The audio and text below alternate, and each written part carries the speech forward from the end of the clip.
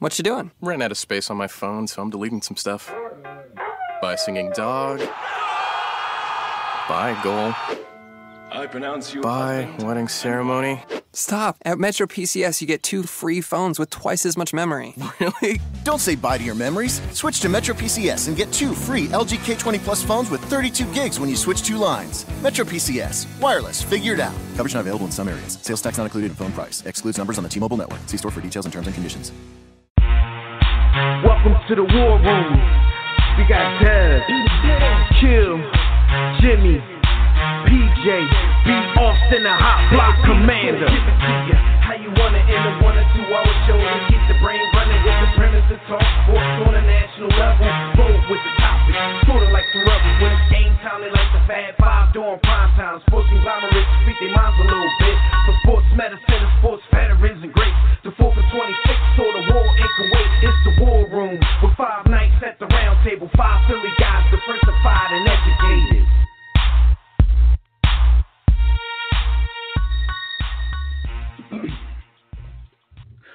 What up, everybody out there in War Room Nation? You are once again live in the War Room, brought to you by War Room Sports on the War Room Sports Podcast Network.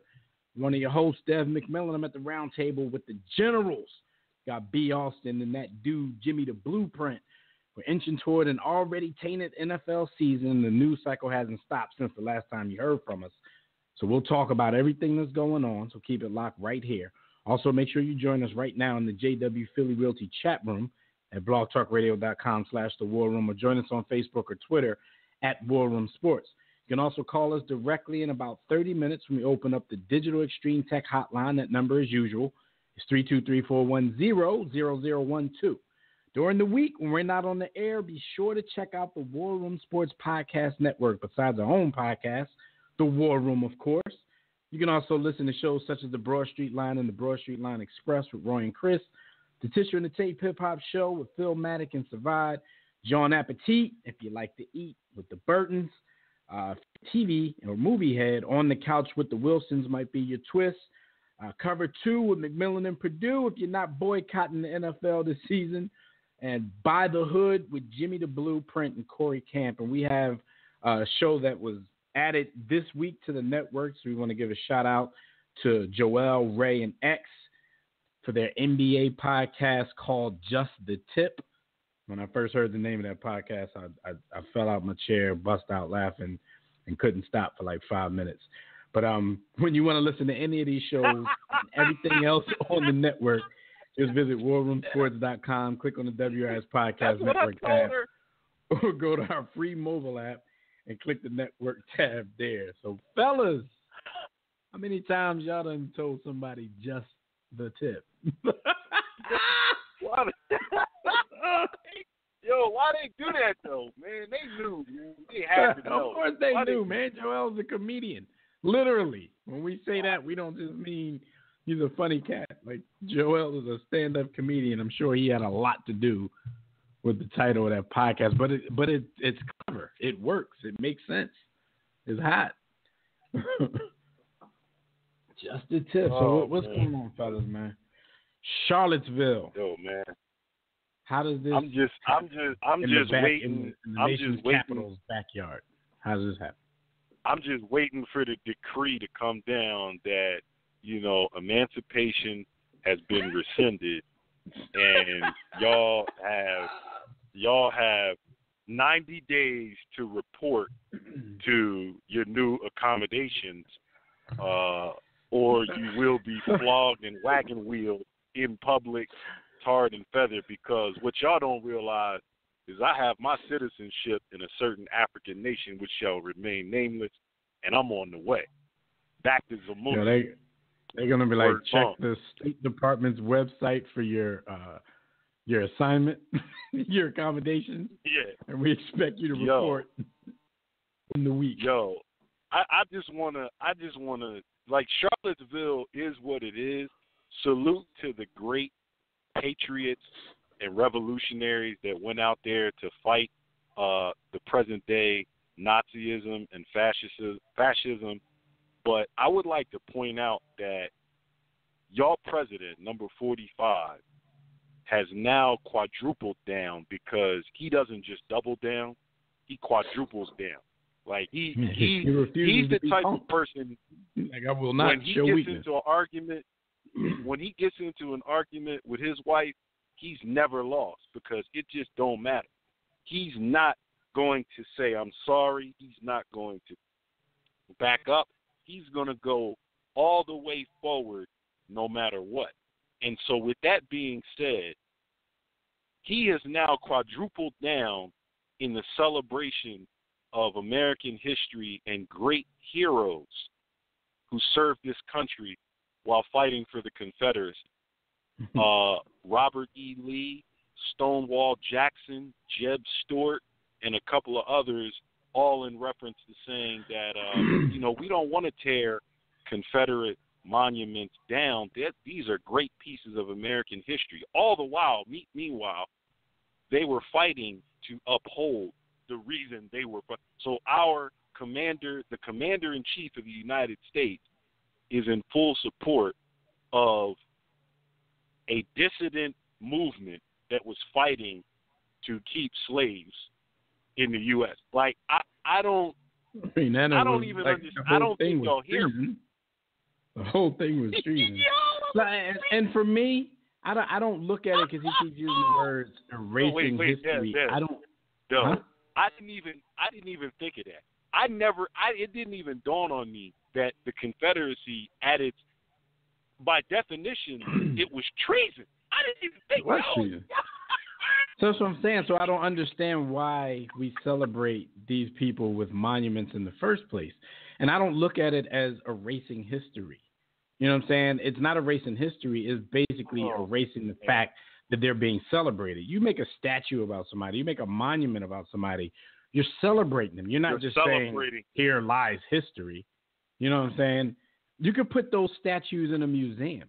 And in my opinion, that would be a much better choice than to just have them sitting at random spots around the country basically being celebrated. Courthouses, Capitol buildings, stuff like that. Like, I don't think they deserve to be there. So I don't understand what all of this erasing history stuff that he's talking. I don't understand it, man. It's crazy. But shout out. Listen, man, what's wrong? Man, what's wrong with you? George Washington and Thomas Jefferson had slaves. We gonna get rid of them too? Yes. But yeah, my heart goes out to everybody on this weekend. The one woman who lost her life. Rest in peace to the young lady that was murdered. So we're hearing a whole lot of other demonstrations like this that are planning to take place in the coming weeks. So this is crazy. This is America in 2017. This is post-racial America, that thing that everybody always tells us about. This is crazy. So, I'm 100% sure it was much scarier back in the day, but if this is 2017 post-racial America, can you imagine how scary it was back in those days? Man. Wow. Man, back when a young buck Emmett Till could end up decapitated, lynched, and burnt to a crisp. Yeah, it was a little worse back then. For a wink and a whistle, you know what I'm saying? Like, it's that never happened. That didn't happen. But that's crazy. She I wouldn't even go outside back then. But I know. The fact that they even used that as justification, it still wasn't justification. Had he winked, whistled, and catcalled, you don't do that to somebody because of, you know what I mean? Like, you just don't do that to somebody.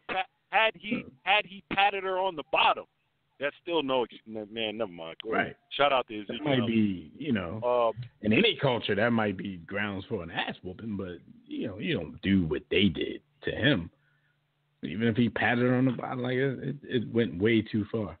All right, man. So let's get into what we're here to get into. Let's talk about what happened this week while everybody was on the ground.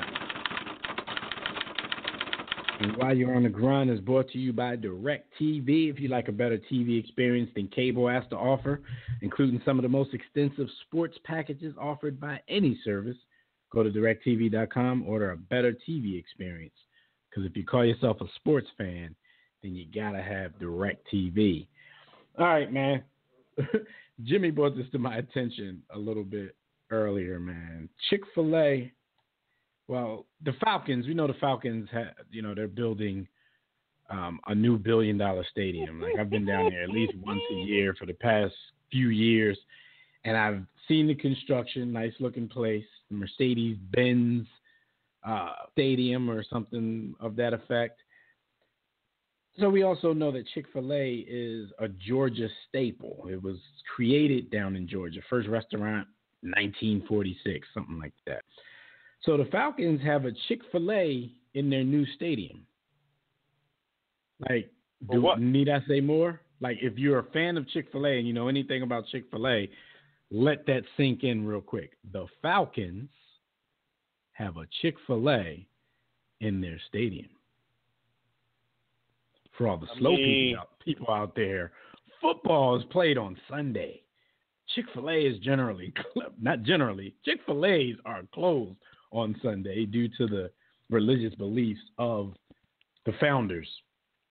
By the way, they want to make America great again, but that's neither here nor there. Are they going to compromise? Are they going to compromise on their principles? That's the question. For a football I want to know. I've already read that they're just going to flip the sign over and they're going to sell different concessions out of there. I mean, it was hilarious. There were some people who, we were trying to get our laughs and jokes off, and a lot of people got in seriously. Yes, we know that the stadium is going to hold other things like soccer or the occasional concert or whatever, but the stadium was built primarily for the Atlanta Falcons, who play for the sport on that Sunday. Makes the most money. And yes, there are Monday night and Thursday night football games, and the Falcons have 2 Monday nighters this year. However, both of those games are road games. So, Chick-fil-A is going to be open one time during the football season, and that's not going to be till December 7th during a Thursday night contest, I believe, against the Saints. One time. And I don't even know everything else that's going to be in the stadium. Shout out to the homie Kendall Powell. He told me, he's down there. He said that Zaxby's, another chicken place, has signed a deal with them, but they're not even going to be in the stadium, but they signed a sponsorship deal. Chick-fil-A, I will go pome on y'all and pull this stat out of my behind and say, game for game, concession for concession, they probably would have had the longest lines in the stadium on days that they're open. Definitely. Everywhere Chick-fil-A is, they have the longest lines in the area. Yeah, they have a drug that they sell out of there in all of their food called Chicken Feel Good. Chicken Feel Good. So no matter how many times, the people the joke spoilers want to come up and tell us how many other things are going to go on at the stadium. Look, man, they're going to be open one time for their primary stadium resident. So FOH, let us get our jokes off. Falcons, Chick-fil-A, somebody, y'all dropped the ball on this one. I'm pretty sure, Chick-fil-A, whoever signed that deal. Yeah. But even if they paid the bill, Chick-fil-A still going to get the face, I don't know if they're a sponsor like Zaxby's, I don't know if they're going to be on commercials and stuff like that, but I'm pretty sure they're going to be on pamphlets and stuff like that. So they're going to get the advertising that they desire, even if their stores aren't open. They're not going to get that money that they could possibly get. But what do the Falcons get out of this if nobody can walk around with that chicken crack that they desire? Whoever signed that deal, I hope they don't make it to the future. But shout out to Aaron Jackson. That's ridiculous. That is I think Jimmy's having some technical difficulties because he's trying to speak, but his microphone's not working. So we'll try to get that I thought he had another show. We got to get that straightened out, man. I know people want to hear from the blueprint. Listen, man. Yo, y'all hear me? Yeah, we can hear you. You sound Yeah, like that whole in thing the with the studio, man. sound like you did something That whole thing with the alternative. Falcons. That whole thing with the Falcons is an epic fail, yo. I don't care how y'all try to justify it. You know what I'm saying? But I gotta get these quick bars off because I've been trying to say something for the last 15 minutes. Also, those statues, real quick. I don't know if any of you brothers have ever been to Germany, but I doubt they'd be able to erect a statue of Adolf Hitler in Germany. In fact, it's illegal. It's illegal in most parts of Germany to even put up the Nazi salute. That's a crime. And now they're doing it in America. Well, see, here's the thing, Jimmy, and this is what we try and tell the good white folks that tell us that we live in a post-racial society. We, meaning us, black folks, our history in America is not as significant to America as the German people's history of themselves, right? So they don't care that Robert E. Lee fought to keep us in bondage, or Jeb Stuart or Stonewall Jackson or any of those other great American heroes that fought for the Confederacy. They don't really, that's not important to them. Our history and our pain never matter. So it's not even apples to apples. The War Room generals greater than the Confederate generals. Bottom line. Yeah, and also, yo, salute to them for continuously celebrating failure. We OGs. We original generals. Yo, they got flags of the Nazi symbol. Flags of the Nazi symbol. Yo, in a Confederate flag, like really, like that's like wearing a Cleveland Browns jersey. That's true, Jim. Like I didn't even think about it that way. I didn't even think it that deep. Like y'all are celebrating losers. Like both of them lost. Like what are you doing? What are you doing? Like like if you want to be racist, shouldn't y'all like get together and come up with like a new symbol or something? Like, who's doing their marketing, B? It'll probably get us in trouble. Hire at Digital Extreme Technologies, man. It'll probably get us in trouble with the public. Since we own the company, you should probably make a meme with somebody holding a Nazi flag, a Confederate flag, and a Cleveland Browns flag. Just talk about how they all celebrating losers. All right, man. Oh man. You trying to get me banned from Cleveland, B? Somebody's gonna try to beat us to it. You try to get me banned from Cleveland, man. Oh man. I'm cool with being banned from Cleveland. Yo, shout out to our people from Cleveland. Yo, shout out to Robert Moreland and all them. Yo, I fly primarily an airline who has a hub in Cleveland, and I still never even connect in Cleveland. Like, if they say this flight is going through Cleveland, I'm like, no, you got to reroute me. Go somewhere else. Yeah, same here. I'm on my Joe Kim joint. I live that Joe Kim life. I'm cool on Cleveland. But let me ask you guys a question, man. ESPN ran a skit on one of their shows the other day, and it was an NFL fantasy football player auction during a fantasy football marathon that they were having. It was a 28-hour programming marathon to promote fantasy football. The segment was basically a room full of white people, not a room because they were outside. They were basically at an auction. The auctioneer was white. Everybody in the audience was white. And they were holding up the cards, face cards of black NFL players while auctioning them off to the highest bidder. What were your thoughts when you guys saw that? I didn't see what was wrong in the context of white America. I mean, they're just dialing back to history and celebrating a time in history when it was legal to do. 25, 30, 35. How much for this Negro right here? How much for this wench? How much for this buck? And give me 50, 55 over there, 60, 60. They were just auctioning. Yo, I couldn't believe it. And this is coming from a person that was as I grew up, we were forced to watch Roots as part of our curriculum. So, it reminded me of that. Yo, yeah, shout out to them, shout out to Ivy League. But it reminded me of that. But I was just in shock, like how tone deaf. Who approved this? Like, yo, is there any black people in the room when they're making these decisions? Because, any that's willing to speak up. Like, shout out to the homie. How did you let this go through? she was on Twitter trying to defend it a little bit, and I get it. I get what she's saying because, even though you can't really trust anybody these days, I'll give you this. Maybe it wasn't done maliciously, but like Jimmy said, like who's vetting the situation? Who's sitting in the meeting and not speaking up, saying, guys, especially with just period is just not a good look aesthetically, but especially with the current climate in the country, maybe we shouldn't have an auctioneer and a bunch of white people auction off blackface cards. Like, just maybe we shouldn't do that.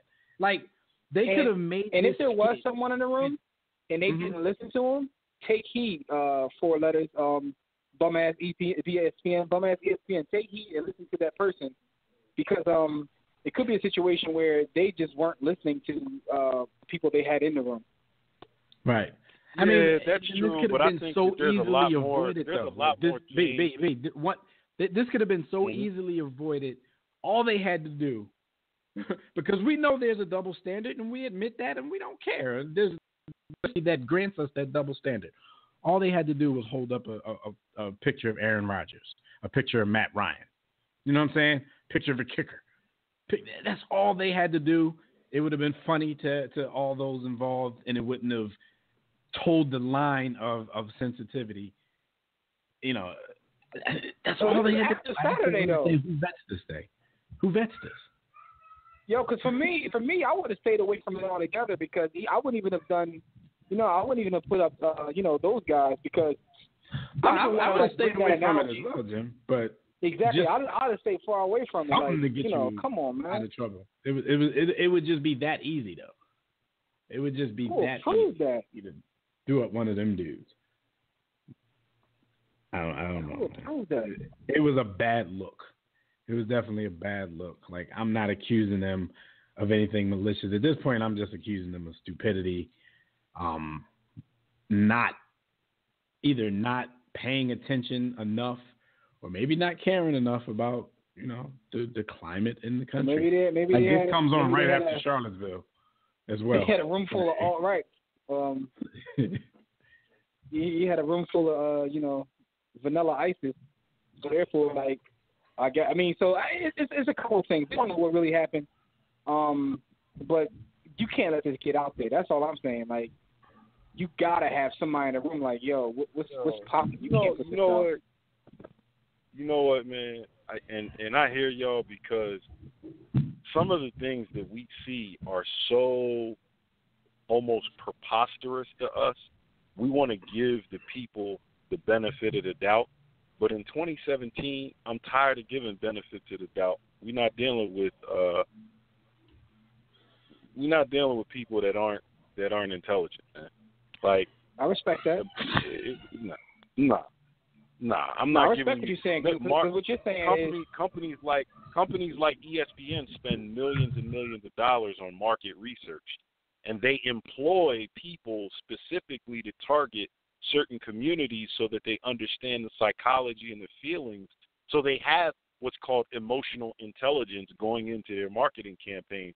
I can't keep giving these people the benefit of the doubt, be you conservative or liberal, like whatever moniker you come under. It's there's no empathy or compassion. It just doesn't matter.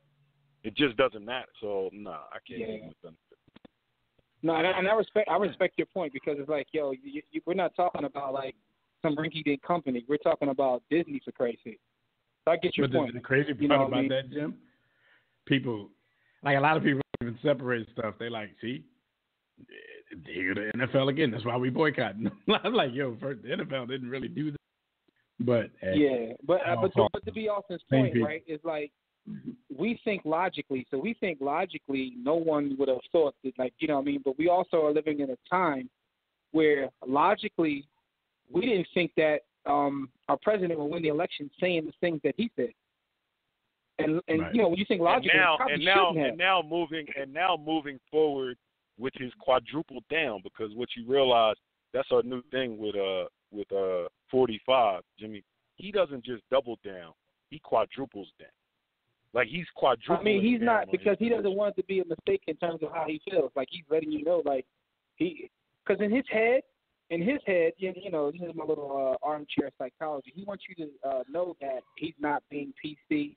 To him, that equals the right thing, not being political or not being PC, which leads to comments and things that actually hurt a lot of people. I'm shocked at the people that have signed. Because like in our country, it's really become kind of just whose side are you on? It's not really about what's right and what's wrong. So you have people that like fall on the R side or D side, or not even R or D at this point, liberal, conservative, however you want to slice it, right?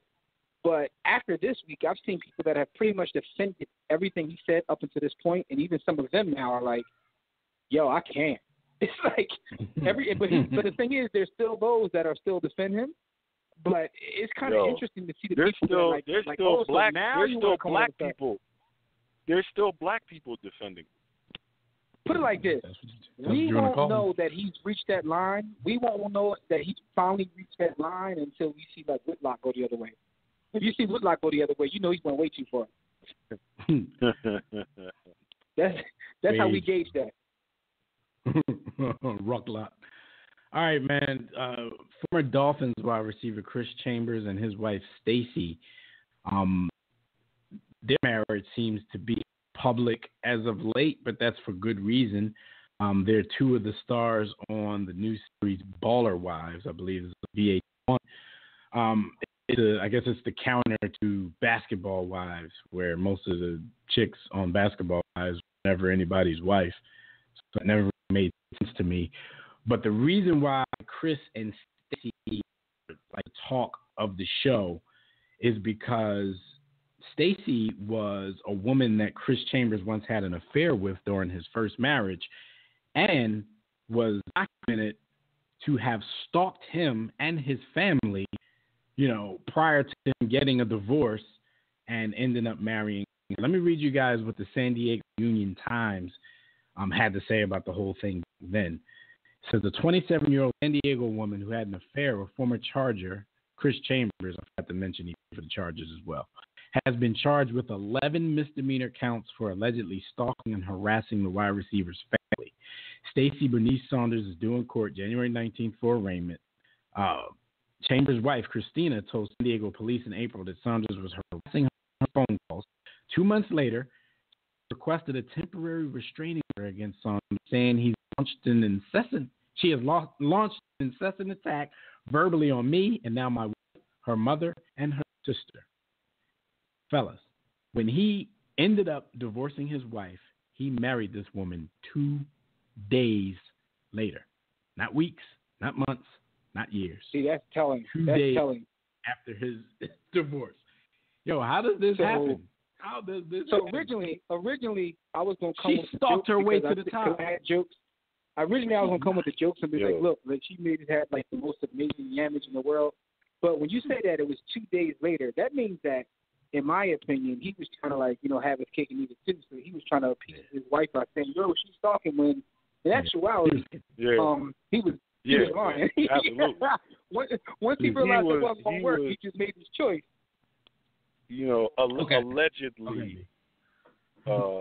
Allegedly, there is a difference between using a prophylactic and not using a prophylactic, and it ties into the emotions around the relationship. I've heard that said before. So I think that, Chris was he was doing things, fall in love with him and didn't do the right thing by his first wife. So yeah, it definitely was a play to have her painted as a stalker for the benefit of his wife, while he was making slow, passionate love to his quote-unquote stalker and hitting the top. Somebody in a comment section of one of these stories will see a death in this ex-NFL player's future. Damn. Sheesh. All right, now let me tell you guys this, because I did watch the first episode of Baller Wives. I'm trying to support, you had to do a research for the show, so I get it. Yeah. Plus, Kiafa Vic grew up in my neighborhood. So, you try to get your shout out to Kiafa a little bit. Shout out to Kiafa. But the more I watched this episode, the more I was myself, like, Kiafa, why are you doing this? And I'm also thinking, like, Vic was just on TV 2 weeks ago telling a man how to clean up his image so he and his family can get on this.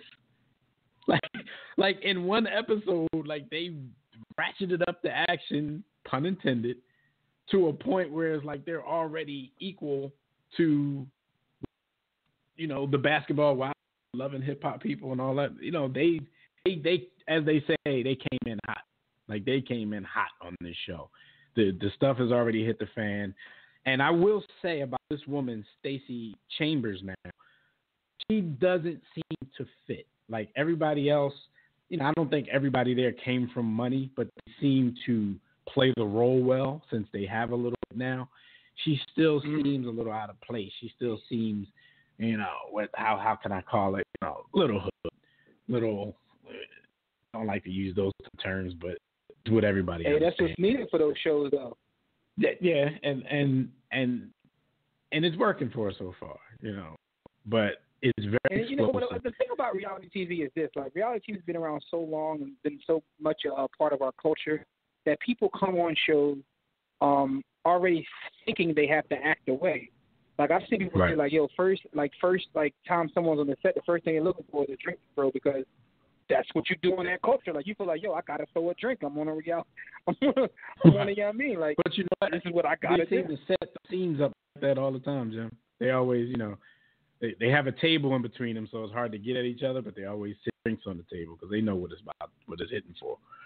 But yeah, you know, it surprised me a little bit on this. I'm like, okay, I didn't know she had that attitude on her. Mike Vick and Chris Chambers literally live across the street from each other. You know, some convenient, you know how you say, oh, I live on the street from him, you know, and you really live like 9 blocks away, or I live around the corner and you live like a mile away. Their houses, you look out the front door, you're looking into their front door. They live across the street from each other, and their wives hate each other's guts. Like they've said things in the first 60 minutes of this show that you can't take back. They can never be friends. It's that bad. They can never be friends.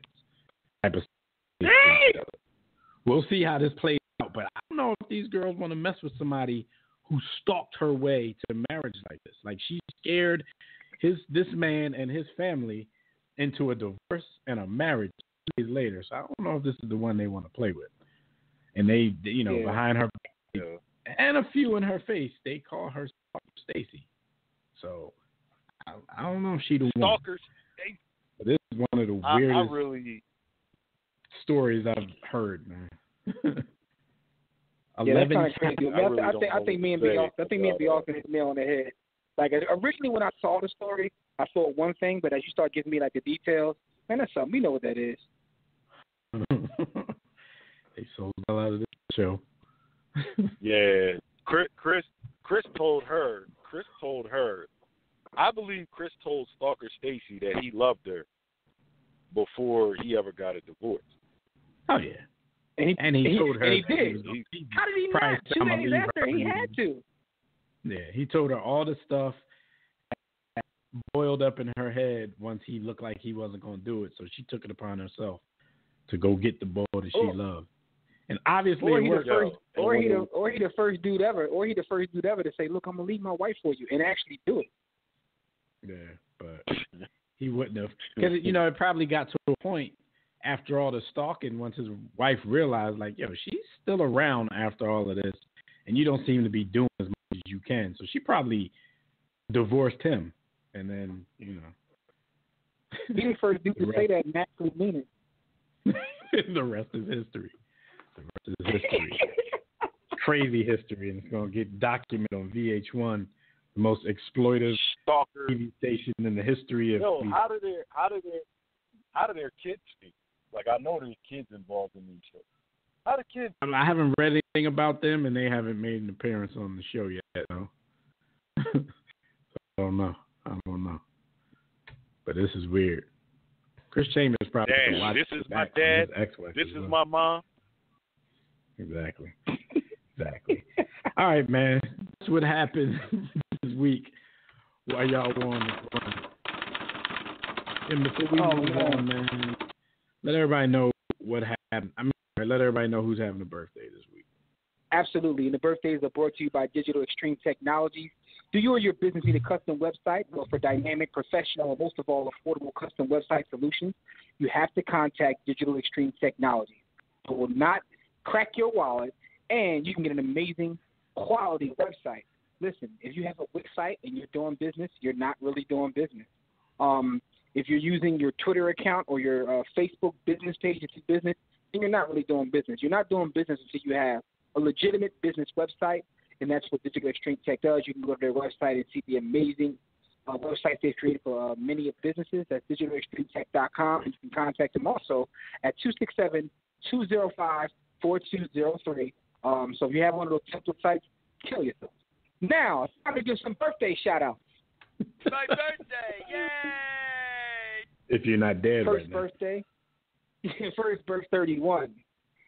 Salute to Tyrus Thomas. My birthday, yay! Another 31-year-old is Rudy is not. Rudy Gay turns 31. Rudy. My birthday, yay! Thomas, or did he do enough to? Was he not supposed to even be that good? Yeah. Next one, 34s. That's Dustin Pedroia is turning 34. Salute to him. All right, shout out to Dustin. How about this one? No digging. Too close to Dusty. Yeah, and it also means that he's kind of soft, like Dusty Rhodes' son Dustin, who became Gold Dustin was fruity. Anyway, listen. How about this for a Throwback Thursday? We got Antoine Randall L turns 38. Damn. That was a fake flash. Yo, Antoine Randall L is fake flash. Then again, Slash is fake flash. But anyway, you know what I'm saying? They both was slashing and flashing. Jorge Posada turns 46. Okay, Jorge. The name Jorge makes me laugh. Also having a birthday is the Duke legend, Christian Laettner turns 48. Dream team. Last but not least, we have Ed McCaffrey turning 49. Salute to Ed McCaffrey.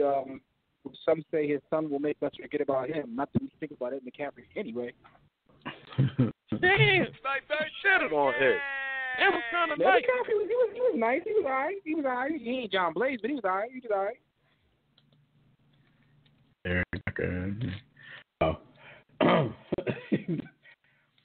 So that's the birthdays? Yeah, those are the birthdays. Ed McCaffrey would be a hero these days, but that's neither here nor there. Yeah, pretty much.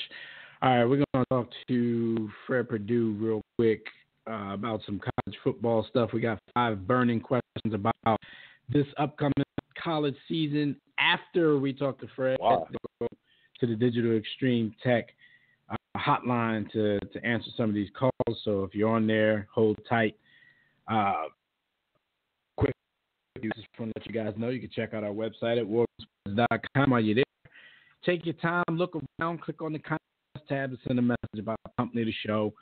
If you want to inquire about sponsorship and advertising opportunities, joining the network in any capacity, whatever you need, just hit us there. For general inquiries, you can info at warroomsports.com.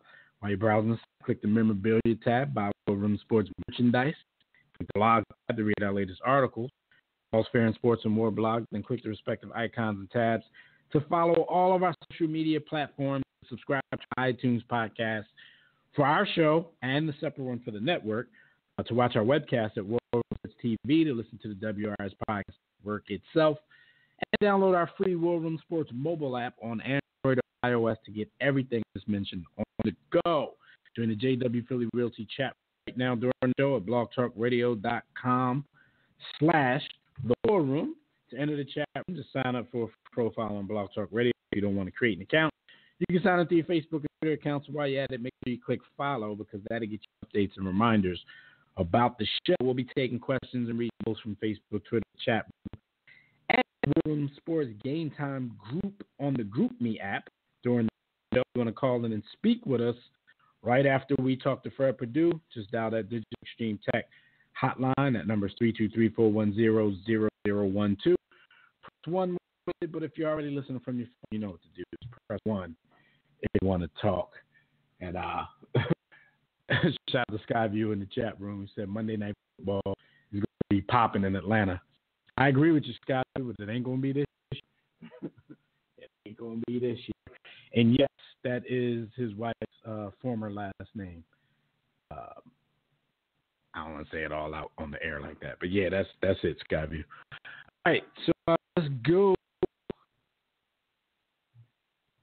We're going to speak to the War Room Sports college football guru, Fred Perdue. Yo, Fred, you are in the building. What's up, man? What's going on, fellas? Long time no talk. Yes, season's on. My man, fifth down Freddie.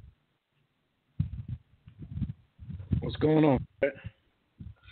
Man, this college football season is coming up very, very, very soon. I'm fired up about it, man.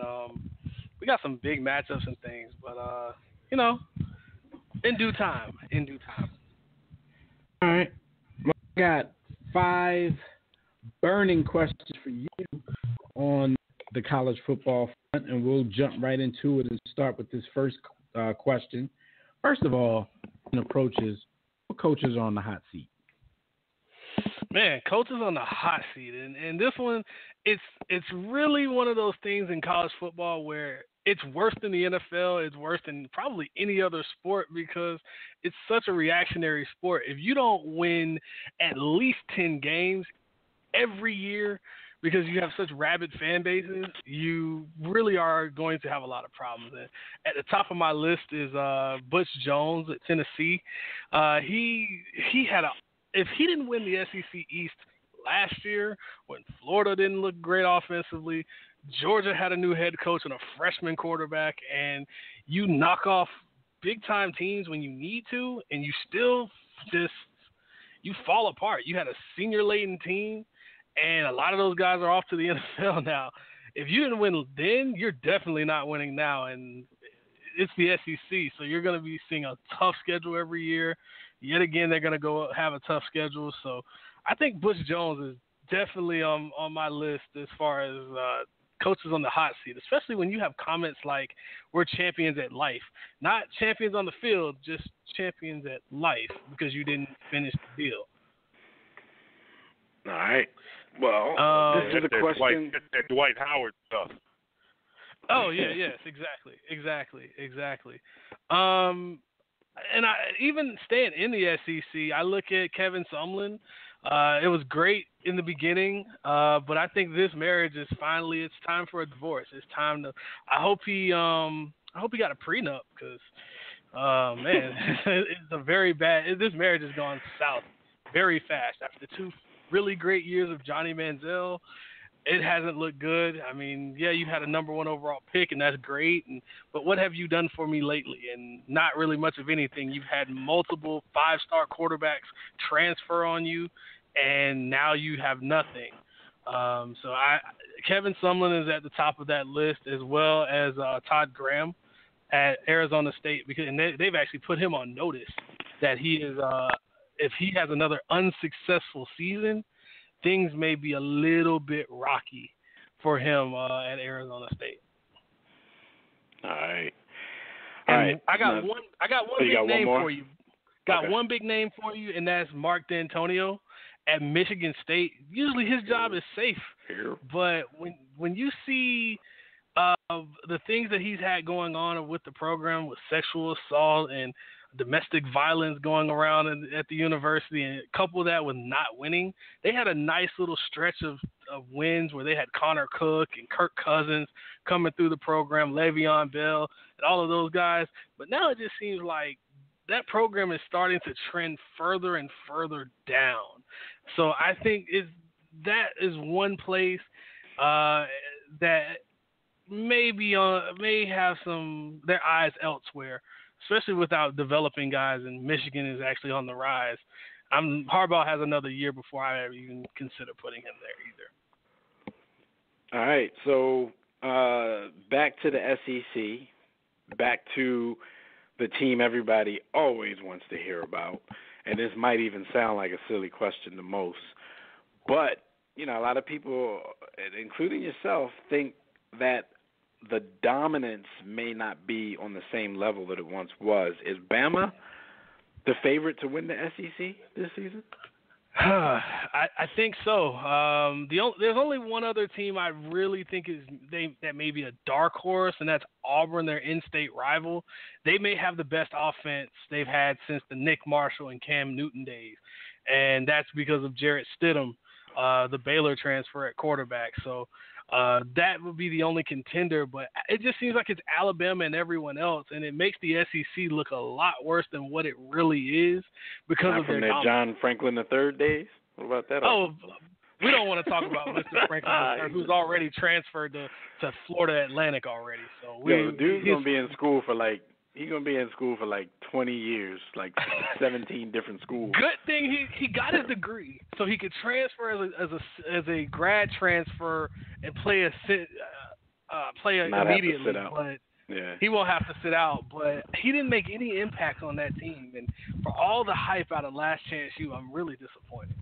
Play what? Wide receiver? Yeah, he'll play wide receiver. He'll be playing wide receiver. DeAndre Johnson, the quarterback from the last year, from the most recent Last Chance U, he'll be more than likely the quarterback at FAU. Okay. That's what's up. So you do think Bama's going to be the favorite with Auburn possibly being in that same mix? I think, yeah. I kind of compare it to how the NBA is, I guess, with LeBron in the East. It's LeBron and everybody else. We already know. Can we just skip the season and get to the playoff? Okay. All right. So what about the national champs without Deshaun Watson? Can Clemson possibly repeat with the team they have now? I think this team is overlooked. They're the defending champions for a reason, and yeah, they lost Deshaun Watson, but don't sleep on Clemson because they have some explosive weapons, especially Deion Kane at wide receiver. He made big plays in the national championship this past year, and I think he's going to continue where he may be just the best. He may be the number one receiver in the country, and that defense might just be a little bit better. They have 3 guys on their defensive line that maybe 4. They may just have 4. Christian Wilkins, Dexter Lawrence, and Khalil Ferrell, who are all studs. These are all studs. Those are my 3 guys that I think are going to be just absolute beasts. I know Christian Wilkins will probably be a first-round pick. And Ferrell, Davian Clowney level. I'm not gonna see. You can't get on me about Jadeveon Clowney because we see what's about to happen. So don't go there. But I like Ferrell. I really like Ferrell because he's one of those inside outside. He's a athletic guy. He actually reminds me a lot of a Michael Bennett because of how he can slide on the inside into that defensive tackle position and be a dominant pass rusher on third down. So, and Dexter Lawrence is just a beast. So if you're sleeping on Clemson, don't do it so early. I think they're slide on the inside too. I tell my girls that. I'm gonna leave that alone. I'm gonna let that live. I'm gonna let that be as well. Listen, man. UCLA quarterback Josh Rosen. Of course, he was in the news all last week for some of the comments he made about football players being quote-unquote student athletes. I think what he was saying made a lot of sense. Of course, he took some heat because of some, examples that he used, Alabama being the main one. I don't think that was malicious. He just took the best program and used them as an example. However, do you think that his comments might be kind of pushing the limit of what a college player should be saying in spite of what a lot of people might think is poor play on his part? Like, do you need to be better to talk that type of stuff?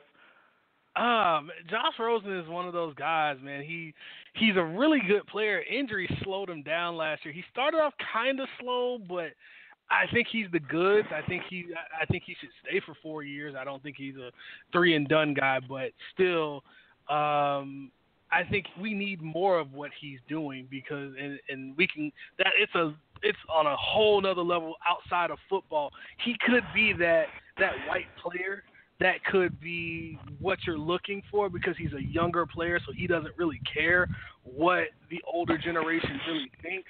He wants to have a voice, and I think more players should, regardless if they're black or white, but preferably if they are white players, they should be coming up and saying some things to join in with the black players as well, because he said a mouthful. And I think with him being able to be on that platform, being a high-profile player, because we all know it doesn't matter if you're back of the roster guy, no one knows who you are. I mean, it's great that you're saying things and keep stepping up, but when you're a premier player, regardless if it's the college or the NFL ranks, it makes a difference, and I think we need more of Josh Rosen.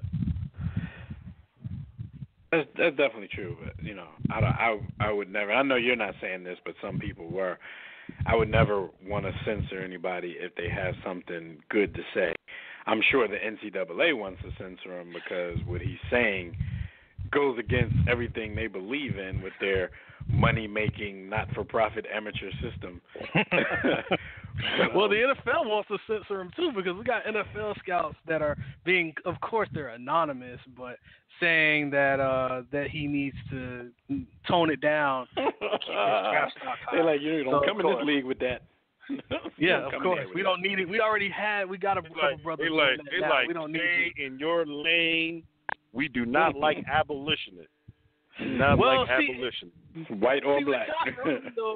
With Josh Rosen, he's already had, as a freshman, he was already going to Trump golf courses and wearing hats that said F Trump. And he has he's a bright mind, and he doesn't want to just be a football player. He's the guy that wants to also go out and get a degree and own a business. He's a bright kid. So he was always categorized as that quarterback that for some reason he listed him as uncoachable because he's smarter than his coach.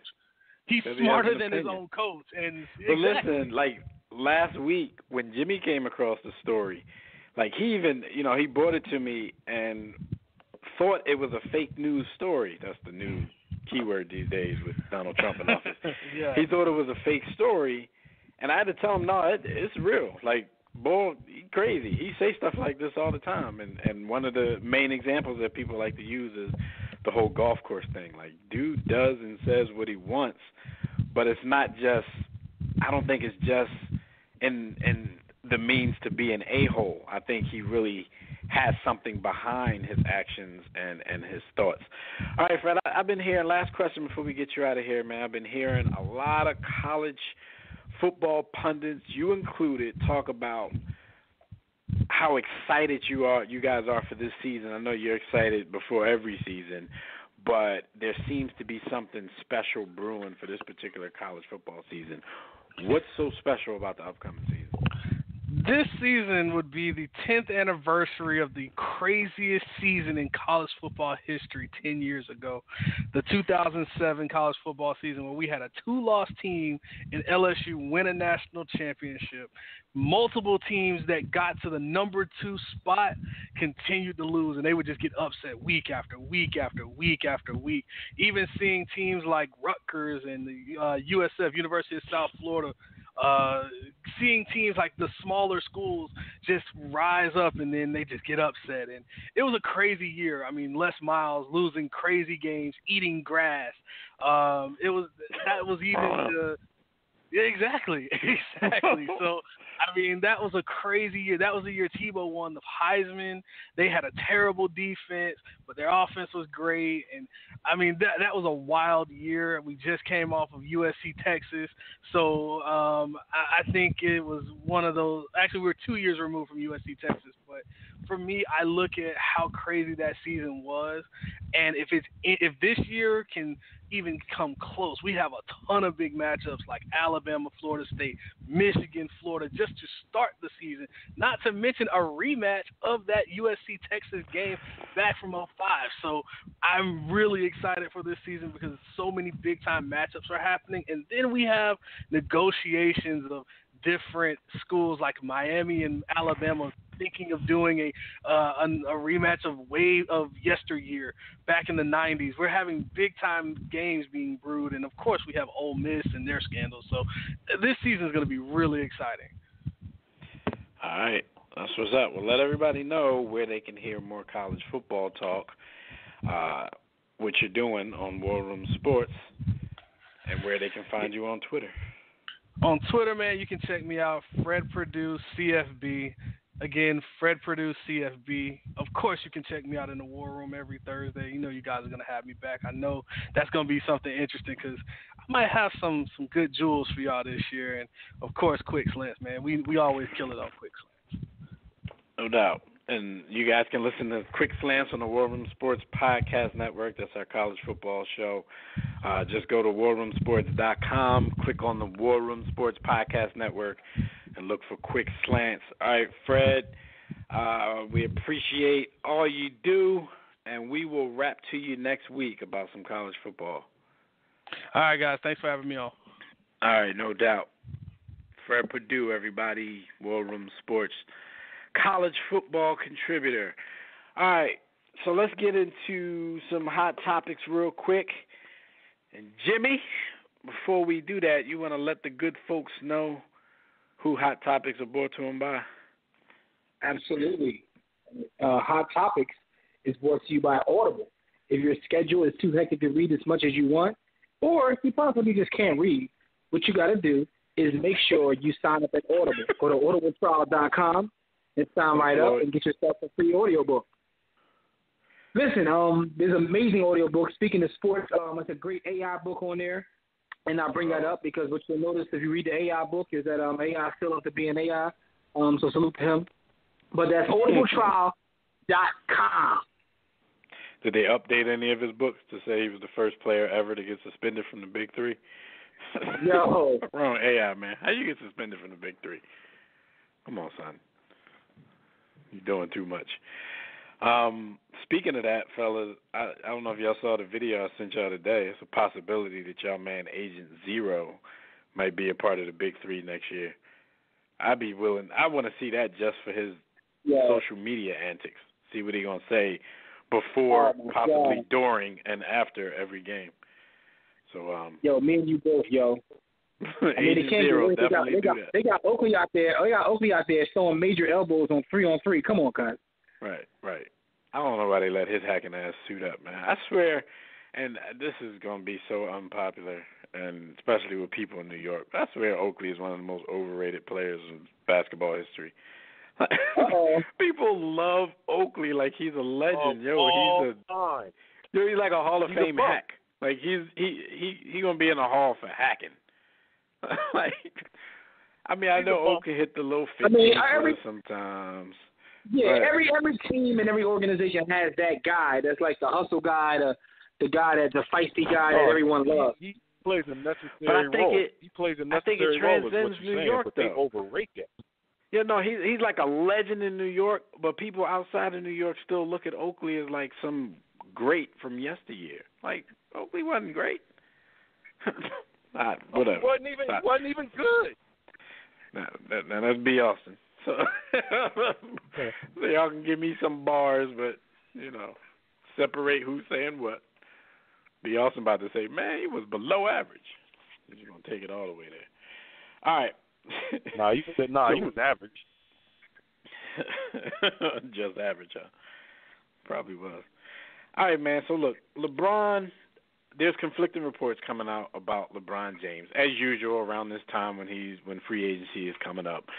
A few days ago, a report came out and said he is leaving Cleveland 100%, citing that his relationship with the owner is beyond repair.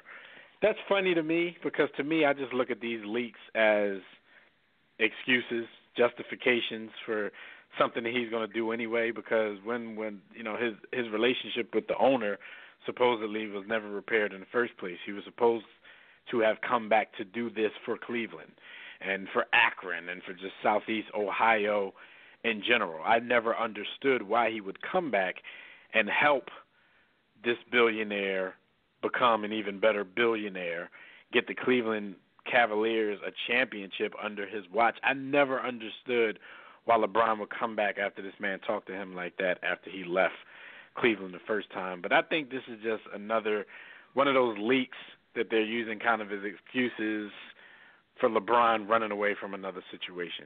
That's just how I see it.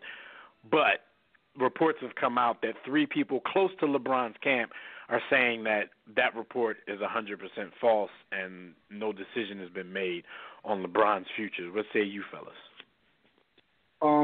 Couple things. LeBron been leaving since the moment they won that chip. My bad. No, it's all good. It's all good. I was just gonna say a couple things. I don't even know like why he would need an excuse to leave at this point. Like at this point, like LeBron is not going to change anyone's mind. Those that didn't like him for leaving to go to Miami still feel the same way. So we don't like at this point. I don't care what you do. Like just like do you? I just say just don't go on TV no more and draw, but like you did last time. Go wherever you want to go. I mean, the whole league is an arms race. But even beyond that, right? I've been hearing reports that part of their beef, believe it or not, is the current social climate we live in. They say Dan Gilbert is a huge Trump guy. How many of these owners can he go to that's not going to be a Trump guy? I mean, I know he is because didn't they hold like the Republican National? Yeah, and he ain't going. The only owner that's like that's come out and like basically slandered Trump has been Mark Cuban. Like Mark Cuban even talked about running against him in the next election. Like he disrespects him. So outside of that, most of them just stay low and keep firing. They don't say nothing. Yeah, tougher. That's why we need Donald Sterling in the league. We need to know where you stand. You know, when those little bunnies get him a little lit, and he say whatever he feel like saying. So Donald would let you know. Magic Johnson. What has he done? Can you tell me? Big Magic Johnson. What has he done? Well, he's a business person. He's got AIDS. Did he do any business? I'd like. Yeah, we find a reason every week for a Donald Sterling soundbite. And he got so many, we keep playing the same one. I need a podcaster or a blogger to like, track him down right this second, just to feel like see what he thinks about the current state of everything. Yo, we need to track him down, get him here, and the next time we use sound bites, there'll be sound bites from our own show. Oh my God! Yo. All right, so let's get serious for a minute. Let's try. You know, with all the hoopla going around, starting from Colin Kaepernick and everything that's going on in the NFL with the national anthem and all that kind of stuff. You know, we talked offline, and other people are having the same conversations because I've seen like 3 articles written about this same thing in the last week alone. The question that we have for our audience, and the question that I have for you guys that we could talk about briefly for a few minutes is, and we can ask this because I see we got some callers on the line too. We can get some answers from our callers. Why is the national anthem played before sporting events in the first place? Like, what does that have to do with America? Because everybody, first, like, it's kind of hypocritical because when you think about it, most of the people, and they don't have really good reasons, so they try to think of things, but a lot of the people who've come out against Colin Kaepernick says stuff like, don't bring your politics to sports. You know, we don't want to hear that. Just shut up and play. Okay, then if that's the situation and that's how you feel, then why the hell are we listening to the national anthem of the United States of America before a football game anyway? And what's even funnier is most of these people who are complaining about Colin Kaepernick, where are they complaining from? They're sitting on their couch eating a bag of popcorn, judging him for sitting down while they're sitting down watching the national anthem on TV. Because I'll be damned, because if y'all going to sit out here and tell me that when you're watching TV and the national anthem comes on, you stand up off your couch and put your pizza down and put your hand over your heart, you need more people. If you're going to tell me that, you need a whole lot more people because I know a lot of people don't do that. Half the people who stand up in stadiums and arenas white and black, do it because they feel pressure from society to do it. Yo, I'm gonna tell y'all something real quick. Why do we do this before games, fellas? I personally have never stood up for the national anthem at events. And it's not that not on no Kaepernick like type thing, but really on some Marshawn type thing. I just never have. Because for I one, have, to be honest, and I haven't. I have and I haven't. Like you said, it just depends on your mood at the moment. I don't feel like standing up. Yo, and to be honest with you, and I'm not even trying to be smart or like extra RBG or nothing. I didn't grow up with that as my national anthem. Like I literally went to a school where that we didn't keep that as our anthem. And Dev went to the same school I did. So when we came up, we weren't even taught that song as our anthem. Lift Every Voice and Sing was our anthem. And now that I think about it, yo, what's wrong with our school? I don't even like the fact that they make kids pledge allegiance to the flag in school. Kids don't even know what they're pledging allegiance to. That's not fair. I never, and we about to lose every single sponsor that we've ever had and those in the future. But yeah, none of us, I never stood for the pledge. I never sang the national anthem other than to poke fun at somebody that was singing it that I thought was corny or hilarious. In my household, you were either Muslim or Jehovah's Witness, and there was no in between. And so none of them. Yeah, what kind of household is that? Yeah, that's weird. Muslim and Jehovah's Witness in the same household. Y'all bump. Either that or that. Yo, but no, I feel you though. I'm just joking with you. The last time I pledged allegiance is probably, the same as my son because he was in kindergarten last year. Was probably in kindergarten because that's before I went to the aforementioned school, with Jimmy that he just told you guys about. I think it's totally unfair because, you say it, you learn it, but as a kid, it's just something you learn. You don't know the meaning behind the words that you're saying. You have no idea what it's about. They just teach you basically what you view as a poem, and you say it every day because they ask you to get up and say it.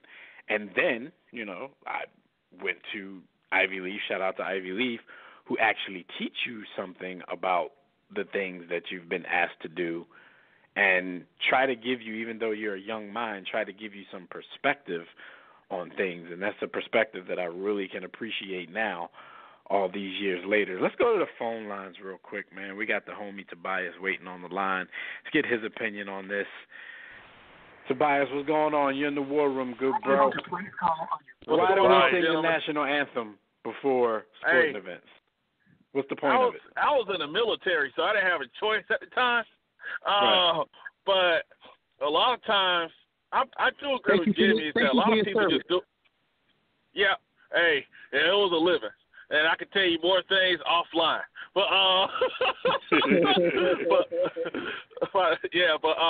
a lot of times it's that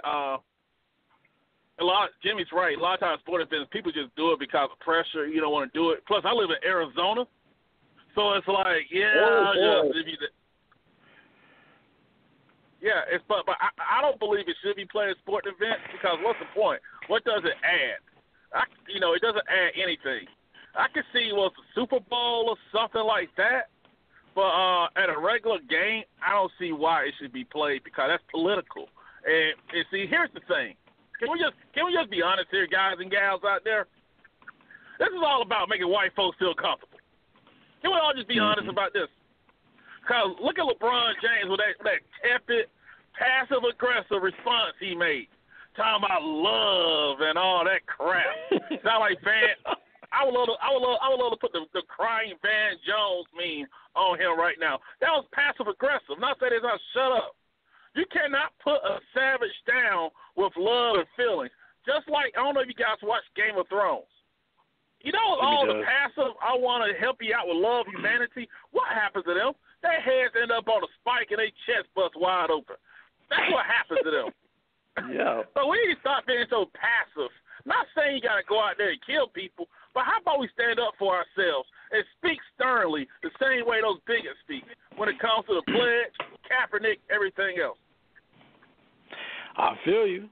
Well, all right, so brother, because I know we asked you a question, but what did you want to talk about real quick? Oh, one thing I want to talk about is I would love to ask Fred Perdue when his homie Tom Brady going to denounce Donald Trump and Robert Kraft. I want to ask Fred that one. Hi, Fred. You know what, Tobias? Now I got to call out some people that I know. And I'm not even talking about Fred. I'm talking about other people that I know. I know some really. Hey, Dev. You don't have a phone with Fred. You have a phone with Fred, man. Oh no, I know. But I know some people who are like, man, if what Trump said, the term that he made up, if there was a such thing as alt-left, I know some people who are damn near alt-left. Like, they sound like the people, they sound like the people on the other side sound to us. Like, everything is so extreme. Everything kind of sounds like it comes from a place of hatred. But a lot of these people are New England Patriots fans. And everything else gets crapped on, cursed at. But that relationship with Tom Brady and Bill Belichick seems so sacred to them that none of the stuff that they believe in matters when the Patriots are involved. So, yeah, I definitely got to call out some of my people on that. Yeah, I know you got a question I have. I know it's like the thing I want to bring, I know you guys talked about it, but I was out. The thing is that, like this whole Kyrie LeBron thing, for example, it's just crazy how people I'm not even the biggest Kyrie fan. Y'all know that. I think he's sending Microwave Johnson with a crossover, to be honest. But shoot, Benny Microwave Johnson with a crossover is a Hall of Famer, man. You ain't lying. That's what I'm saying. you get a microwave a crossover. Come on, man. All right, but the no defense. The no defense. I feel you. No defense, though. Yeah, but the thing is, people are like, why would you leave LeBron? How could you? People take pay cuts to play with LeBron. I'm like, okay, Tristan Thompson got all his money. J.R. Smith got all his money. Who are these people that are taking pay cuts besides James Jones and Damon Jones? But maybe Kyrie. I know he had a rough start because, that team was really a mess. But how about, it's like after a while you get tired of hearing, well, about LeBron, you wouldn't be this. You wouldn't do that. You just here for the ride. Oh, and by the way, when LeBron loses, it's your fault. When he wins, it's his. He gets all the credit. I think that plays into it.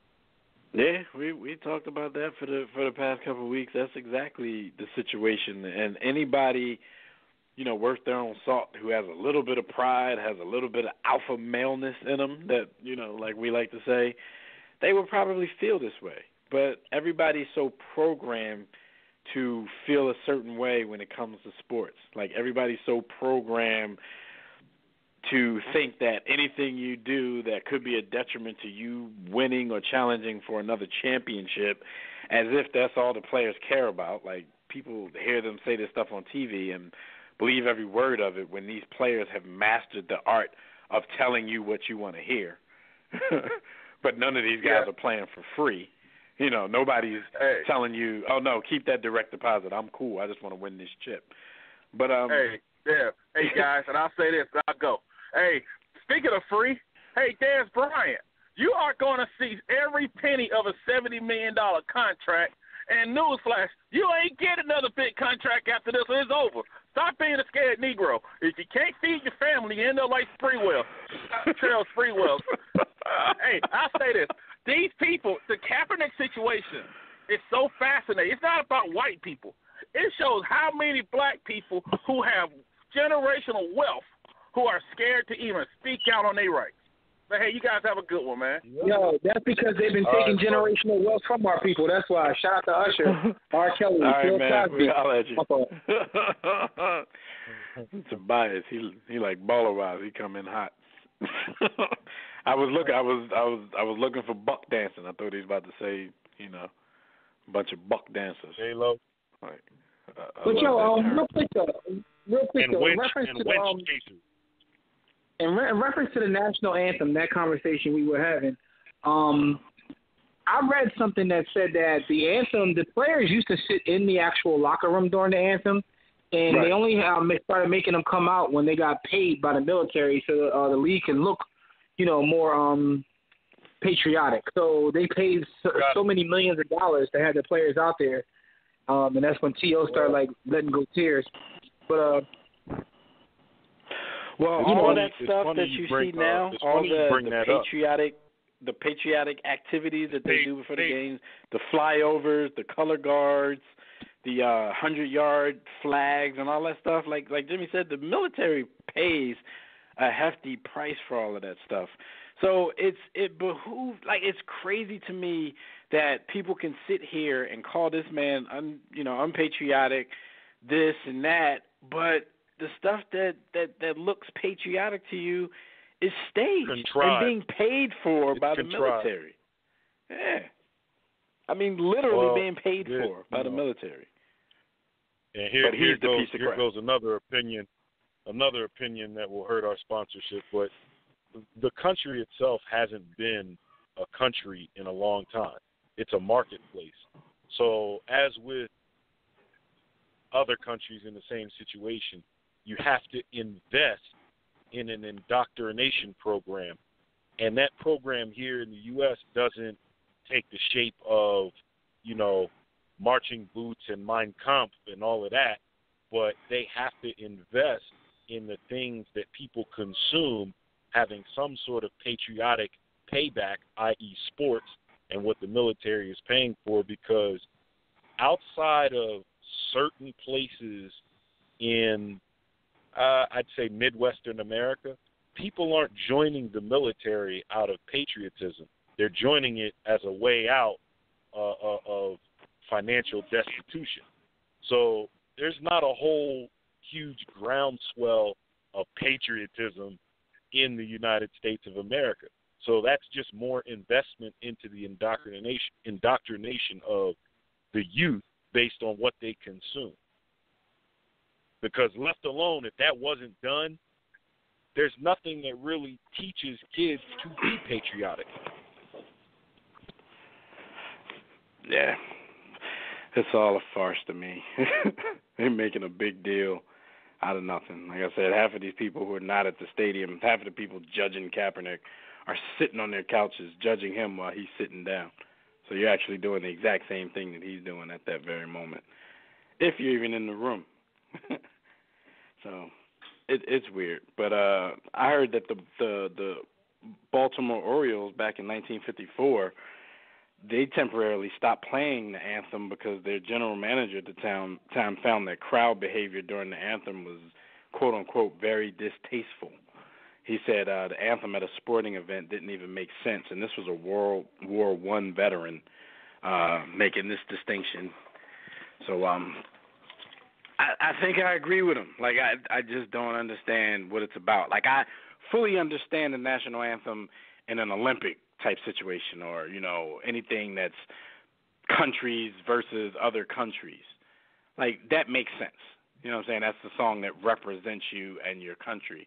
But, two teams from Iowa on a Tuesday night, what's the point? Like, what's the point? And why do we always use Tuesday night when we try and make a point about randomness in sports? Tuesday is trash. All right. Tuesday, mad random, yo. Tuesday is trash.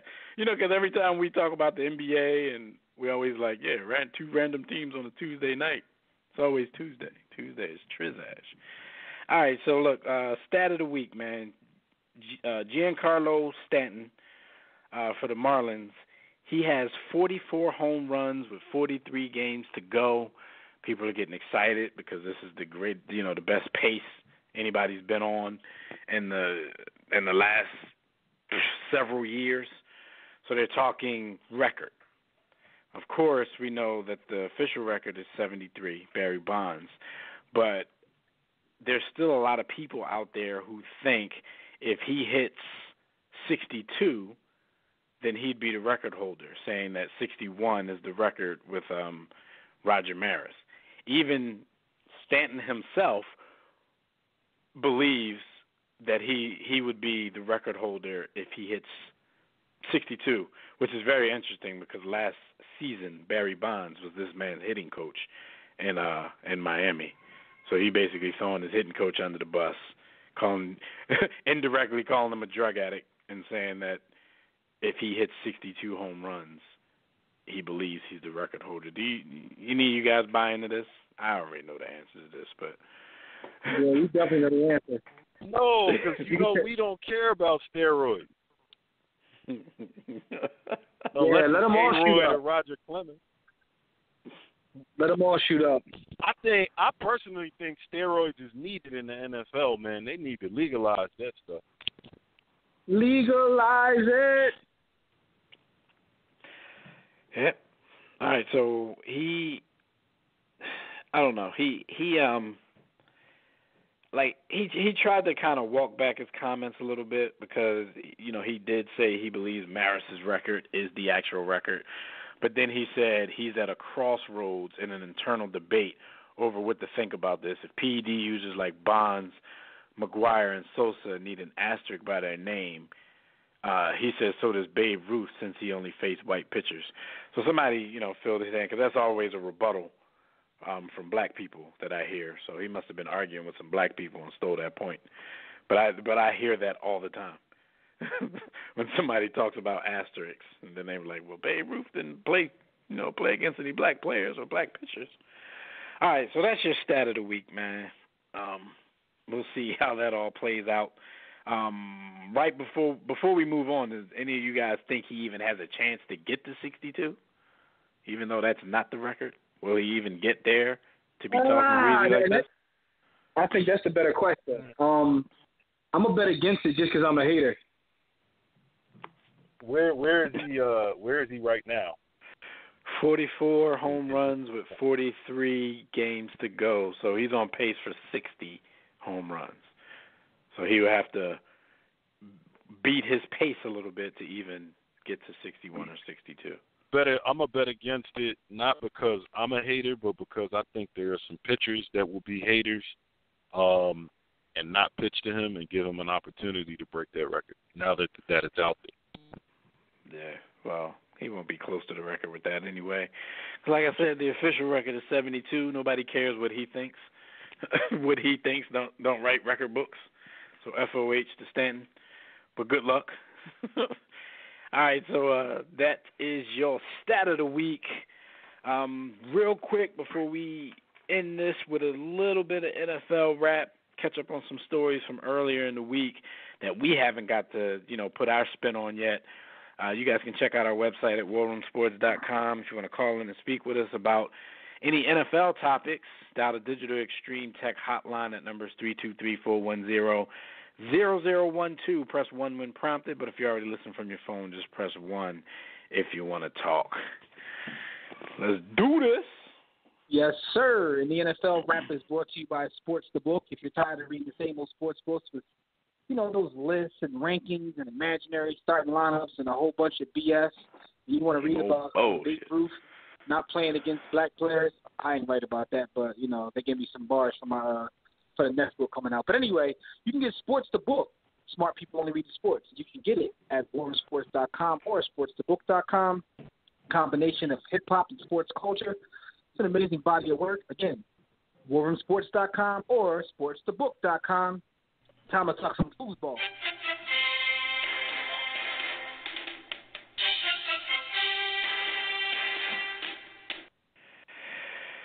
Yes, sir. Before we jump into Zeke and all the politics of football, I just saw this other story that just came across my timeline. Do you guys remember the Eagles cornerback, Demetri Patterson? Yeah. Yeah. Well, what did he do? In the news now. Stir fry Patterson. That's exactly what you call it. That's definitely what PJ used to call it. Oh, I forgot about that. All right. Well, Stir Fry's in the news. He gave up about a touchdown a game. All right, well, listen, he's in the news now. Peep this one, right? So he was in court, and the judge ordered his arrest for them to detain him in court.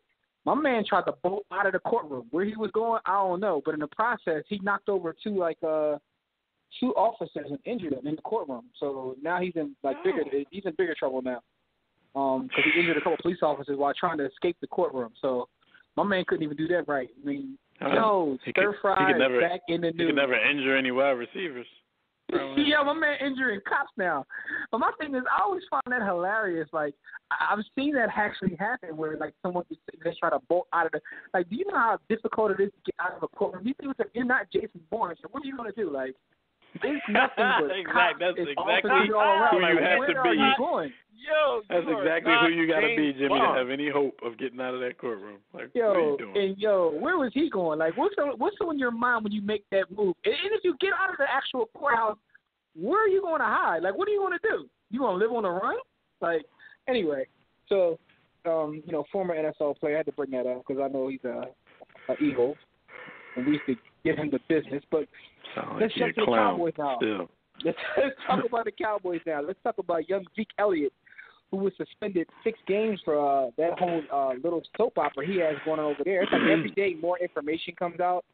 Yeah. Like, yo, first of all, women and men out here, yo, y'all can't be, like, getting in court and lying and drawing at each other when y'all have sex. Like, people keep the receipts, man. Y'all got to, man, I believe in text message. Never mind. But anyway, what do y'all think about the whole Zeke soap opera? Well, before we even get into the rest of the soap opera, I just want to address the actual punishment because a lot of people, there's a lot of people on both sides who weighed in, and of course, Cowboys fans thinks it's highway robbery, and everybody who hates the Cowboys thinks it's a good punishment, even if they defended somebody else getting the same kind of punishment in recent years, just because they hate the Cowboys. I don't, and I think.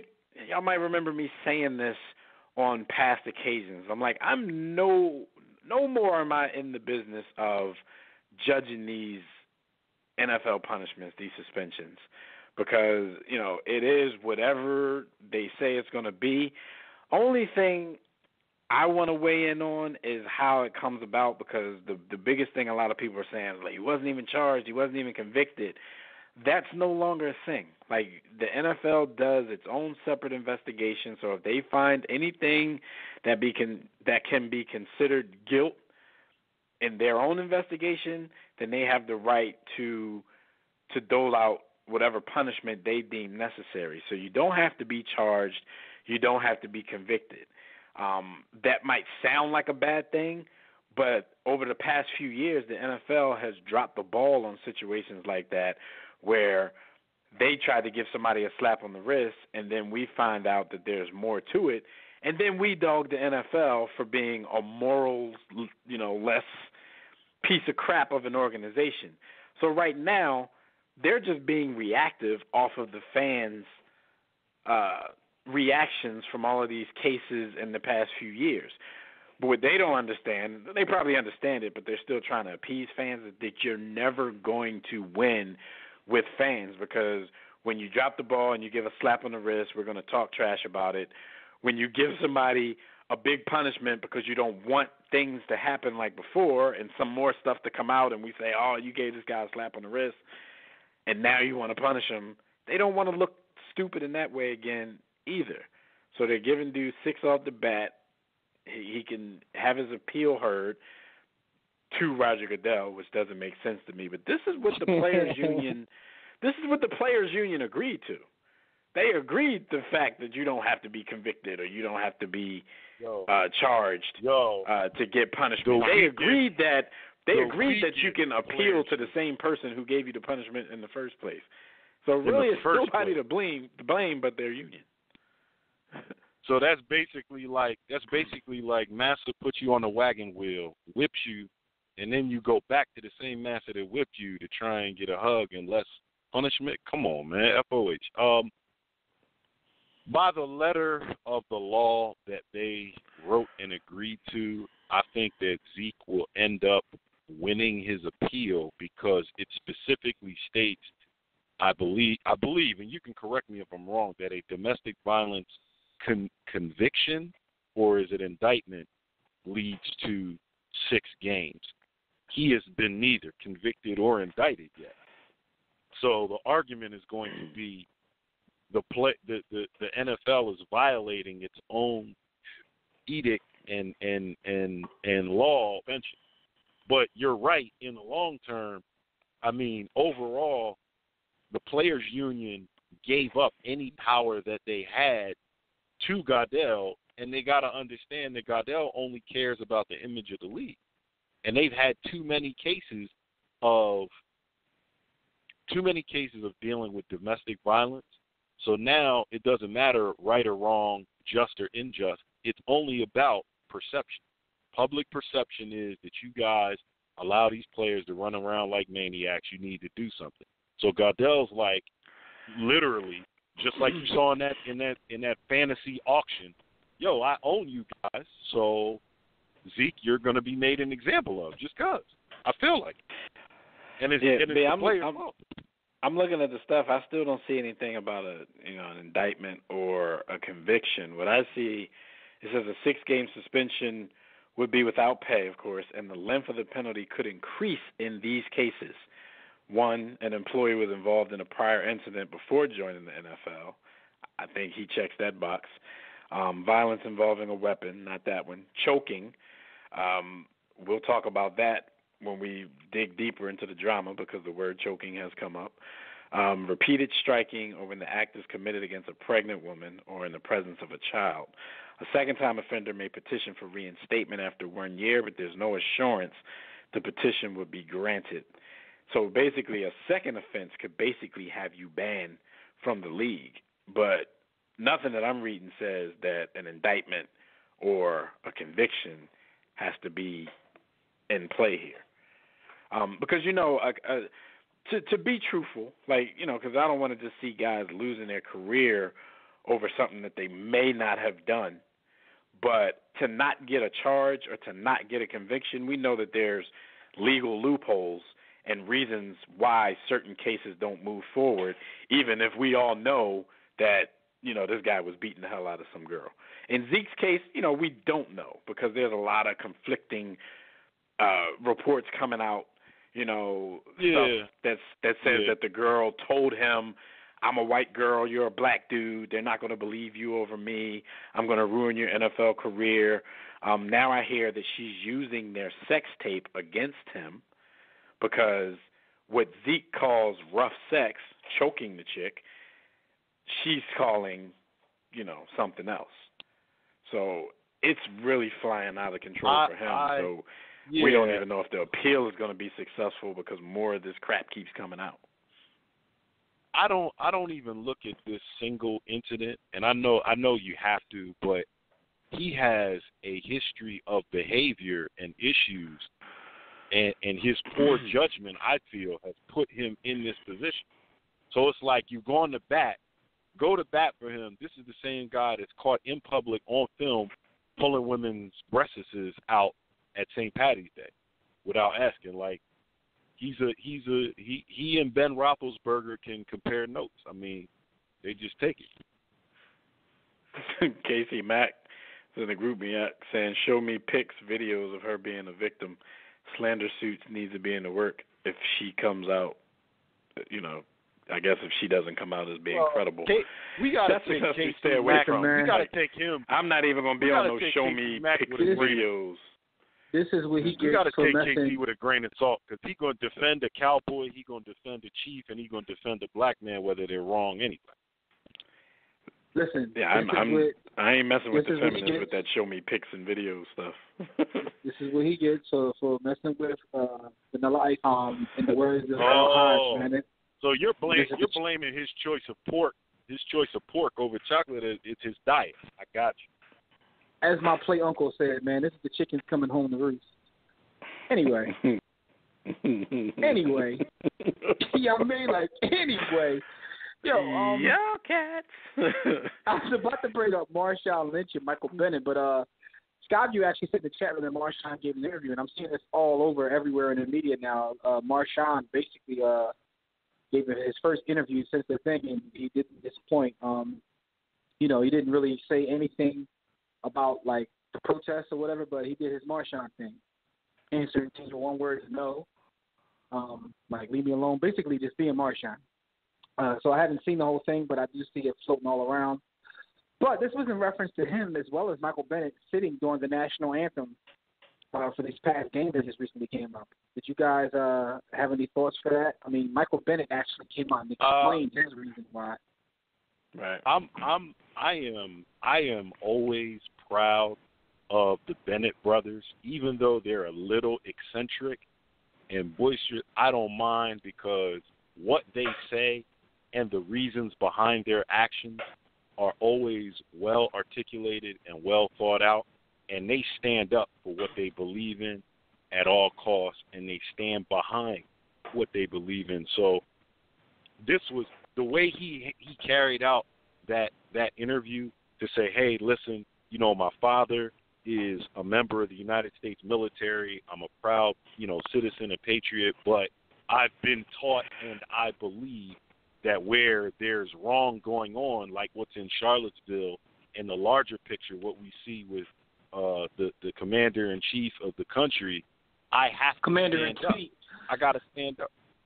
I got to stand up. So I respect, his position I respect. Marshawn, you know, I'm a Marshawn Lynch fan just for the for the entertainment value, the antics, but also knowing his background, which he does not get into and does not really speak on, which kind of does a disservice to the position that I believe he holds and stands, which is similar to the Bennett brothers. He is pro-black.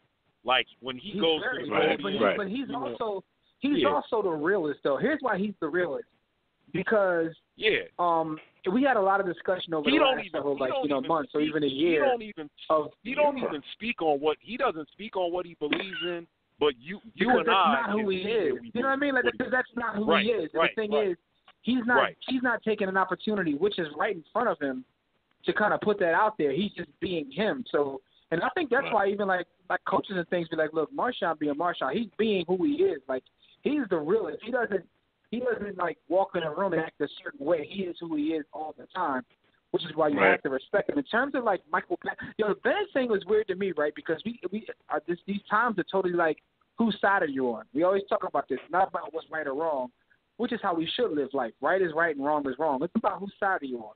So when Bennett came out and said what he said, I was like, okay, well, he articulated that very well. Like, he talked about love. He didn't disrespect anyone. He said how we can be a better country. And I was like, so what are you really going to have to say bad about what he said? That was all positive. Like, he didn't take the low road to say anything negative. Like, and people could say what they want. Like, you know, but Colin Kaepernick trolled a little bit with, like, the pig socks and all that. I was there for it. I'm there for all that. But if I'm being honest, it was a little trolly. Michael Bennett spoke about nothing but love and positivity. I'm like, how are they going to flip this? But obviously they still flipped it. I mean, I've seen writers from Seattle say that he should just, like, retire from the game at this point. Yeah, I saw people saying, he just ended his career. I'm like, dang. Like, it's a national, it's a song and a flag. Like I said, I dare y'all to act like when you're sitting at home watching that, you're standing up with your hand over your heart. You were sitting down in the same position as these dudes, judging them. Which is the last thing that I'm gonna say on Marshawn is I was all in supporting him when he went up to the podium with an old school wooden Africa necklace, and he said, "Shout out to all my real Africans," and rolled out. So I'm already on. Yo, he can do no wrong. See, but I'm with y'all because I give Marshawn more credit than, and I know you guys do too, than a lot of people do, because a lot of people think he's just, being funny and that kind of stuff. But I think everything he does, like, there's a method to his madness. Like, there's some brains behind the stuff that he does. But like Jimmy said, he's really just being himself. And I appreciate that. But at the same time, it leaves people guessing. And it was so entertaining to people at one point that he actually was able to capitalize off of defiance, because people were thinking it was like joking defiance when he was just really being Marshawn. Yeah. Right. But he gets in some Skittles commercials and, not talking, saying one word like he did to the media. Like, he made money off being himself. And when it comes to him, because he's one person, I really didn't see him get the same kind of backlash as Michael Bennett or Colin Kaepernick.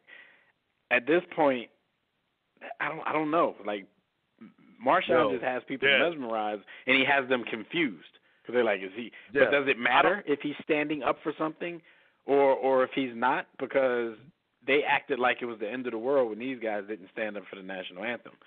So why is it any different just because he didn't articulate a cause that he was standing for? Well, here's the bigger question, right? Because as you said, they're confused. They're confused by his. So what should it matter? Not He sat articulating. down. He didn't say anything that could be misconstrued as a rally cry or call to Black America. So there are some that will condemn him for the imagery, but ultimately the fact that Bennett, even though he was he was all the way positive, you could say here's a symbol from within the NFL rallying people. I'm against that. So who's Martin Luther? Listen, I mean, it's like things have since these games, a lot of things have gotten worse. And shout out to Twitter for all the weird nicknames, like what they call they call them Vanilla ISIS, which I thought was hilarious when they talk about the Nazis. And shout out to my man Vanilla ISIS. Wow. Vanilla ISIS. Love it. That's off Twitter, yo. I can't take credit for that, yo. But Twitter be lit. But what's the other one? Oh yeah, my man Majin calls them Toupee Fiasco in reference to 45. But like wow. with everything that happened with Vanilla ISIS and Toupee Fiasco since these games, do you guys see more players basically sitting, or is that it? Is the guys who already have done it? Yes, there's gonna be more, and you're gonna see some double down. Like for the Eagles, I'm pretty certain Malcolm Jenkins is going to take another stand this year and kneel because he's been very vocal. But I think Malcolm Jenkins might. They say he's gonna go fist in the air. Yeah, but he's been talking a lot since then, though. They hate that. I'm waiting for Malcolm Jenkins to wear a beret out there. Like I'm just waiting for that anything that he can come out with a beret. Yo, my man Malcolm Jenkins takes his first name seriously. Like he takes that name and he said, "Yo, this is what my namesake. This is what I got." Jimmy gonna have a beret on and he gonna be strapped. Shout out to the last Boy Scout. He got behind his top hat. Yo, I'm waiting for it. Yo, like, I'm definitely waiting for it. I think you're gonna see more. You're gonna see more black players, but you're not gonna see a majority of black players because again, you still have the fact that these guys get a check from this organization, and there's not enough solidarity most of them, for them to that's together. absolutely true. We can't. So it's going to be sprinkled. We can't even get on it's not going to be mass. It would be beautiful if we saw a mass demonstration. Mass would be lit. You still got James Harrison out here talking about where's the white women? How dare you? He didn't say that. How dare you upset my dad? Yo, stop, because we can't prove that he did or did not say that. But the James Harrison story was fake. He didn't say that. Because you don't know how. I scoured the net for hours trying to find out if it was true, just so I could troll Ricardo. Like I really did. I was literally looking around like this has to come from somewhere. Like I was about the to story ask James that Harrison, we saw. The author's name was Happy Gilmore. I'm like, okay. I was literally ready to at the board, but like, yo, did you say this? Like, and I didn't even gonna come at you. I'm just going to see if you said it's not gonna go at Ricardo. But with that being said, though, man, Malcolm Jenkins, man, I'm worried for him, man, because first of all, my man rocks a beard, so you could tell that he loves Allah and women. Shout out to B. Austin and Sean Price. But I just want to see like if one whole team did it. Like the question is this: actually, it's not about the black player. Who's the first white player that's going to do it? Josh Rosen. Yo, Howie Long's son. Hurry up and draft Josh Rosen. He'll probably do it. No, but Howie Long's son. First of all, if I was a white dude, right, and I'm looking at the climate, I'd be like, yeah, I'm gonna do this, like, cause you know what kind of love he gets. Yo, from the left. Type of box offerings would be lit. Yo, the offerings in their inbox is gonna be crazy. Whoever the swirl would happen. He's gonna have a bunch of swirly. But I'm about to say you're gonna have a swirl. Swirl. You're gonna get the twirly, and it's gonna be some swirly. But then he's gonna be showing up to the stadiums with paper plates wrapped in aluminum foil like Jason Witten. Yo, I love us. Yo. But that's what I'm saying. Our culture is so amazing. I love us. But at the same time, man, like I want to see like whether the momentum from this like carries on and more players will follow along. You know, I think so. Will be awesome. Even if they don't mean it, just from a fad standpoint, we'll start doing it. Like, you know. Yo, that's one of speaking of that. That's Screen team. Make it harder and harder for me to critique your man Raymond, because Raymond is on it, man. Contrived or not, I heard Tobias take some shots at him, but he's going more and more. This is what me and you talk about all the time. Radical. Me and you talk about this all the time, right? And I think that what he's doing, yo, and part of me, right, now not just me just being an a-hole, part of me feels like with the last finals loss that I don't think that he can no longer reach Mike in terms of on the court. So he's taking a different approach. I'm going to beat Ali. Ali didn't have the best record. I think that's a legitimate. I think you can like make Ali, that legitimate Ali case. didn't have the best record. And the crazy part about Ali, which is so real, is there are so many great boxers. But the reason that most of us call Ali the GOAT and all that really has nothing to do with boxing. You can make an argument for several boxers, huh? If that's the case, then LeBron passed Mike when he put the hoodie on and took a picture. Yo, he passed him going that was easy. That was easy work. No, yeah, but what I'm saying is he's trying to put himself, because when we look back at all this and see the stuff that he's doing, because it's not just the things that he's saying, but he's combining that with the work. Because even some of the stuff that he said recently was at an event where he was like, you know, giving away.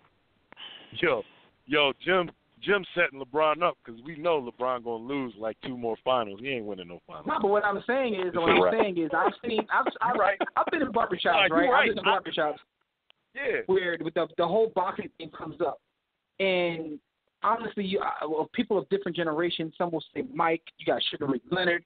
You got people that go back to Joe Louis, and they all have legitimate arguments. But the one thing that separates Ali from all of them when we start having these conversations really has nothing to do with boxing.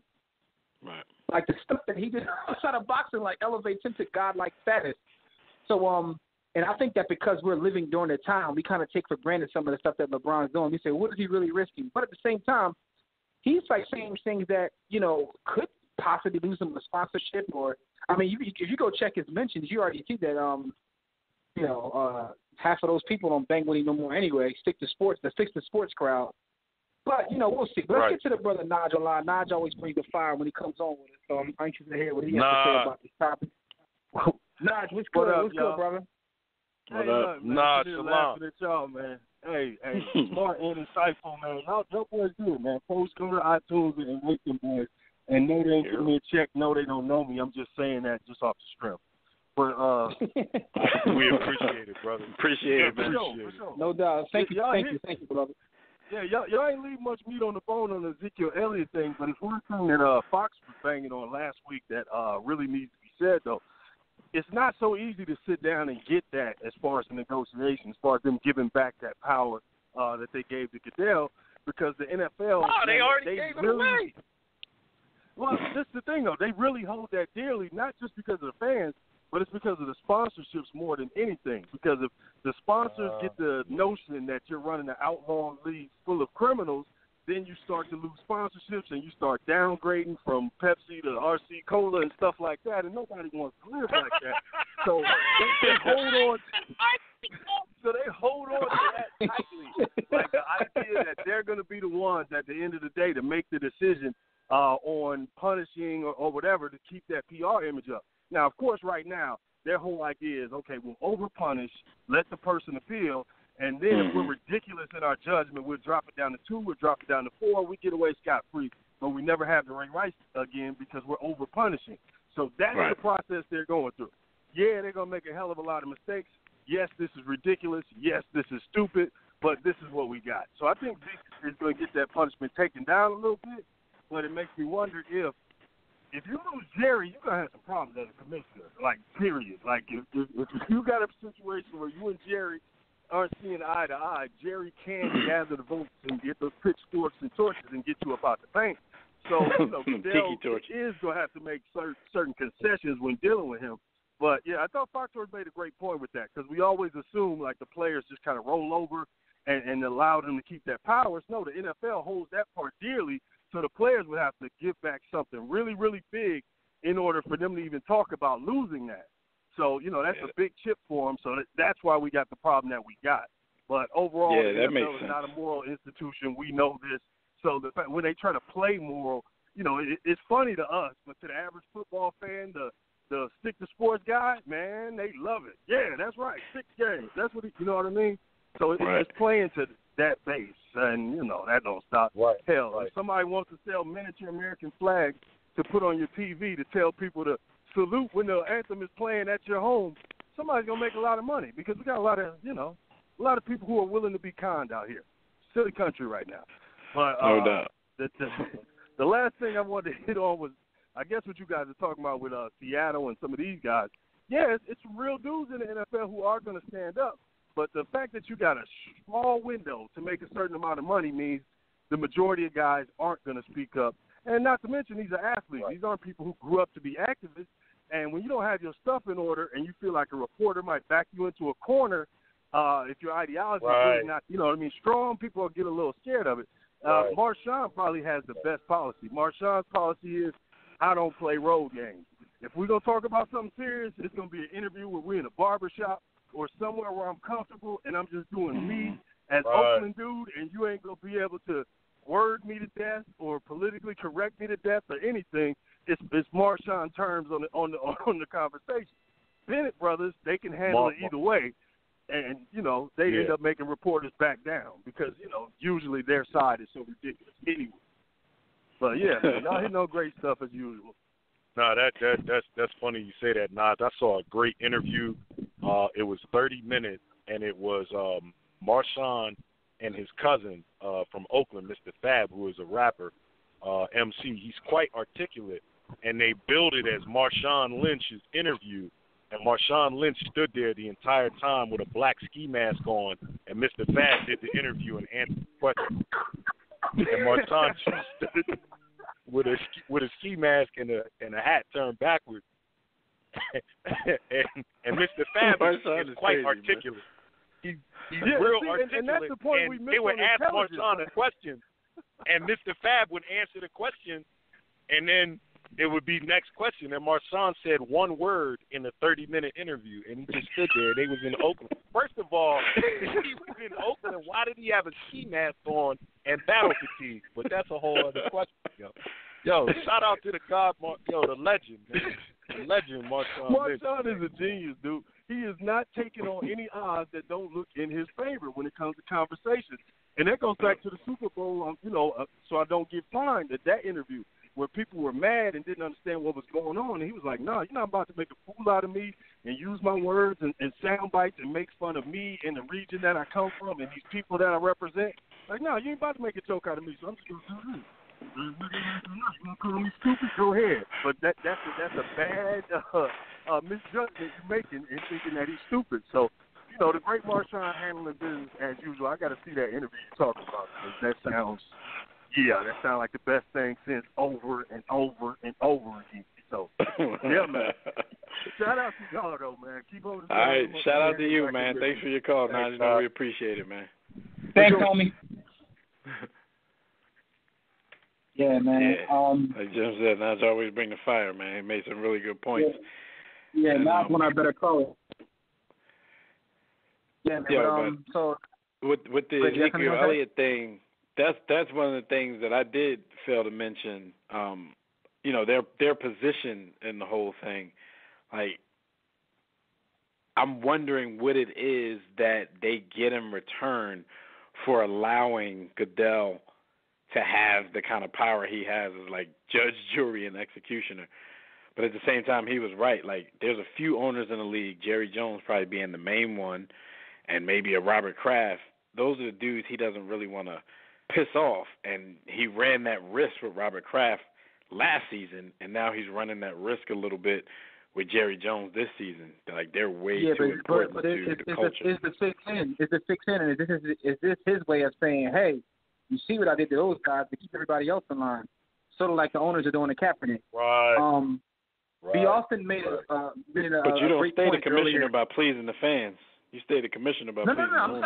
I'm talking about the other owners. Like, because my thing is, if he's willing to do this at the two most powerful guys, all the other 30 owners is like, okay, that's our guy. Like, he got the numbers at this point. I'm never going to hear any issues out of the Jacksonville Jaguars owner. I could tell them to do whatever I want. What can you say if you're Jacksonville now? You're Cleveland. But listen though, he also made an amazing point earlier, which kind of ties into what Naj just said. It's like basically the gist of this whole show is that this is a marketplace, and the NFL as such, I forgot what movie that was. No, you know what? It was Rush Hour. He said, "Look, man, when anything goes down, the first thing you do is you find the white guy with the money." That's what Chris Tucker's guy said. So you find the white guy with the money, and that's where it all goes down at. So essentially, the way this Ezekiel Elliott thing is going to be handled, the way it's all be handled, it all comes down to the money. So they set this whole thing up, and it's funny because us as fans, I think that over time, whether it's access to information or just in general, like fans now aren't like fans before. Fans before just came to the game, enjoyed it, and left. But we're not stupid. So a lot of us know what goes on. Like I've heard so many people say, "Oh, they're just going out 6, or they can settle at 2 or settle at 3." Yeah, like, well, we're not uncomfortable. We're not uncomfortable because it doesn't affect us personally, and we're still entertained. So it's not important enough to change. Just like I said, a country is not really a country anymore, because there's so many things that are dictated by public reaction and trying to influence perception. There is no more commitment to certain values or morals at the national level. There's no commitment to that. It's a free-for-all. We're only going to punish someone as it deems necessary because we think our fan base will be offended or won't be offended. So which comes down to dollars and cents, and I think it's always been that way throughout history. It all comes down to the mighty dollar. You dig? So, and I think it's going to continue to come down that way. But speaking of that, the whole Kaepernick situation, like the NFLPA, speaking of the almighty dollar, because people worry about Kaepernick's financial situation for some reason. People just act as if he's like out there broke. I hear like so many comments on that. The most amazing thing about this Kaepernick thing, I'll keep saying it, is he ain't asking nobody for nothing. If Cat was broke, he'd have cut his afro off when Mike Vick told him. But the NFLPA, right? The NFLPA offered to help Kaepernick. My thing is, if I'm him, do I even want your help? The NFLPA seems like the most corrupted, like just like ineffective union there is. Like, yo, your workers at the Coca-Cola factory get better benefits than these unions that negotiate. What are they? The RC Cola fact. What are they RC Cola for you get better benefits, man? Come on, NFLPA, y'all fucking yo. I don't even know. They just extended an olive branch to Kaepernick. Nothing in particular. But I think that came as a result of people starting to throw them under the bus with the whole situation. Like, where do they stand in all this? Of course. So like people have been asking, where's the union doing? So like you said, B. Austin, it's just a reaction, right? It's a reaction. Yo, but the players' union is the biggest collectively, and I'm not saying individually because there are individual players that I hold in high regard and respect, but collectively, they're the biggest bunch of female cats in this entire thing because they wanted to stay silent. They should have been out front standing for Kaepernick months ago, if not a year ago. Outside of the political issue or race issue, they should have been out there just from a workforce type standpoint. Because what you're saying is, dog, it don't even matter. What you're saying is talent doesn't matter. The players' union. We just started talking about the players' union within the last 3 weeks. Colin Kaepernick has been taking heat for over a year. They just showed up to the thing. Yeah. Anyway, man. Get out of here. Listen, man. Let's get out of here, man. Thank you, good folks, for joining us for another briefing in the War Room. Shout out to everybody in the chat room, Facebook, Twitter, WRF Game Time, everyone group me, all the calls we called and got through. We appreciate those we couldn't get to. We apologize. But we will be back here next week, live right here. Or you can check us on demand on the WRS Podcast Network for more great sports talk. We'll recap another week in the world of sports and politics because they're one and the same these days. So until then, enjoy your weekend, enjoy your week. We'll see you right back here next time. Catch our conversations on Facebook and Twitter. All of our blogs, webcasts, everything we do can be found at WarRoomSports.com.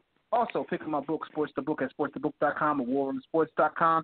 If you're in Atlanta, Filet on Sundays. Just putting that out there. So, until next time, everybody, don't accept mediocrity. Be steadfast in the war against ignorance. We'll see you chumps on top. Shout out to the Polynesian song.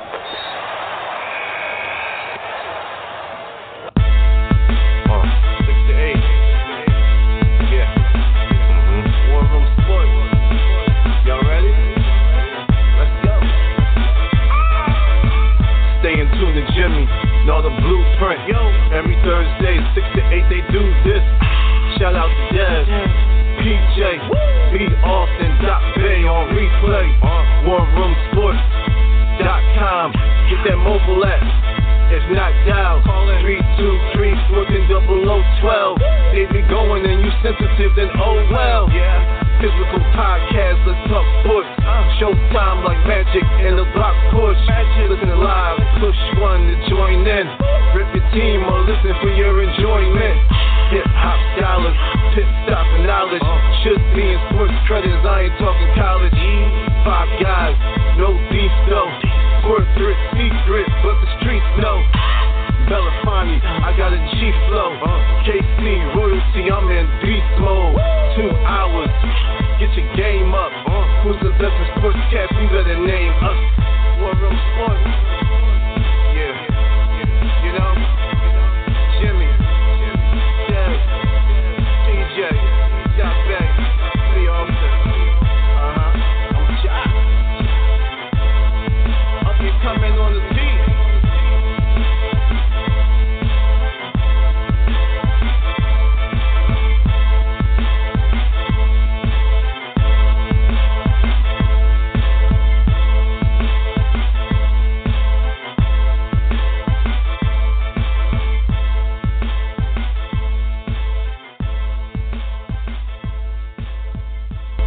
War Room Sports, www.warroomsports.com.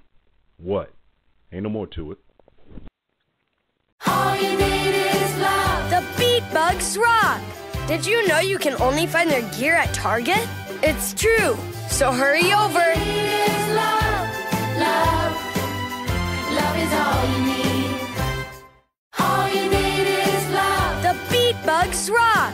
Did you know you can only find their gear at Target? It's true.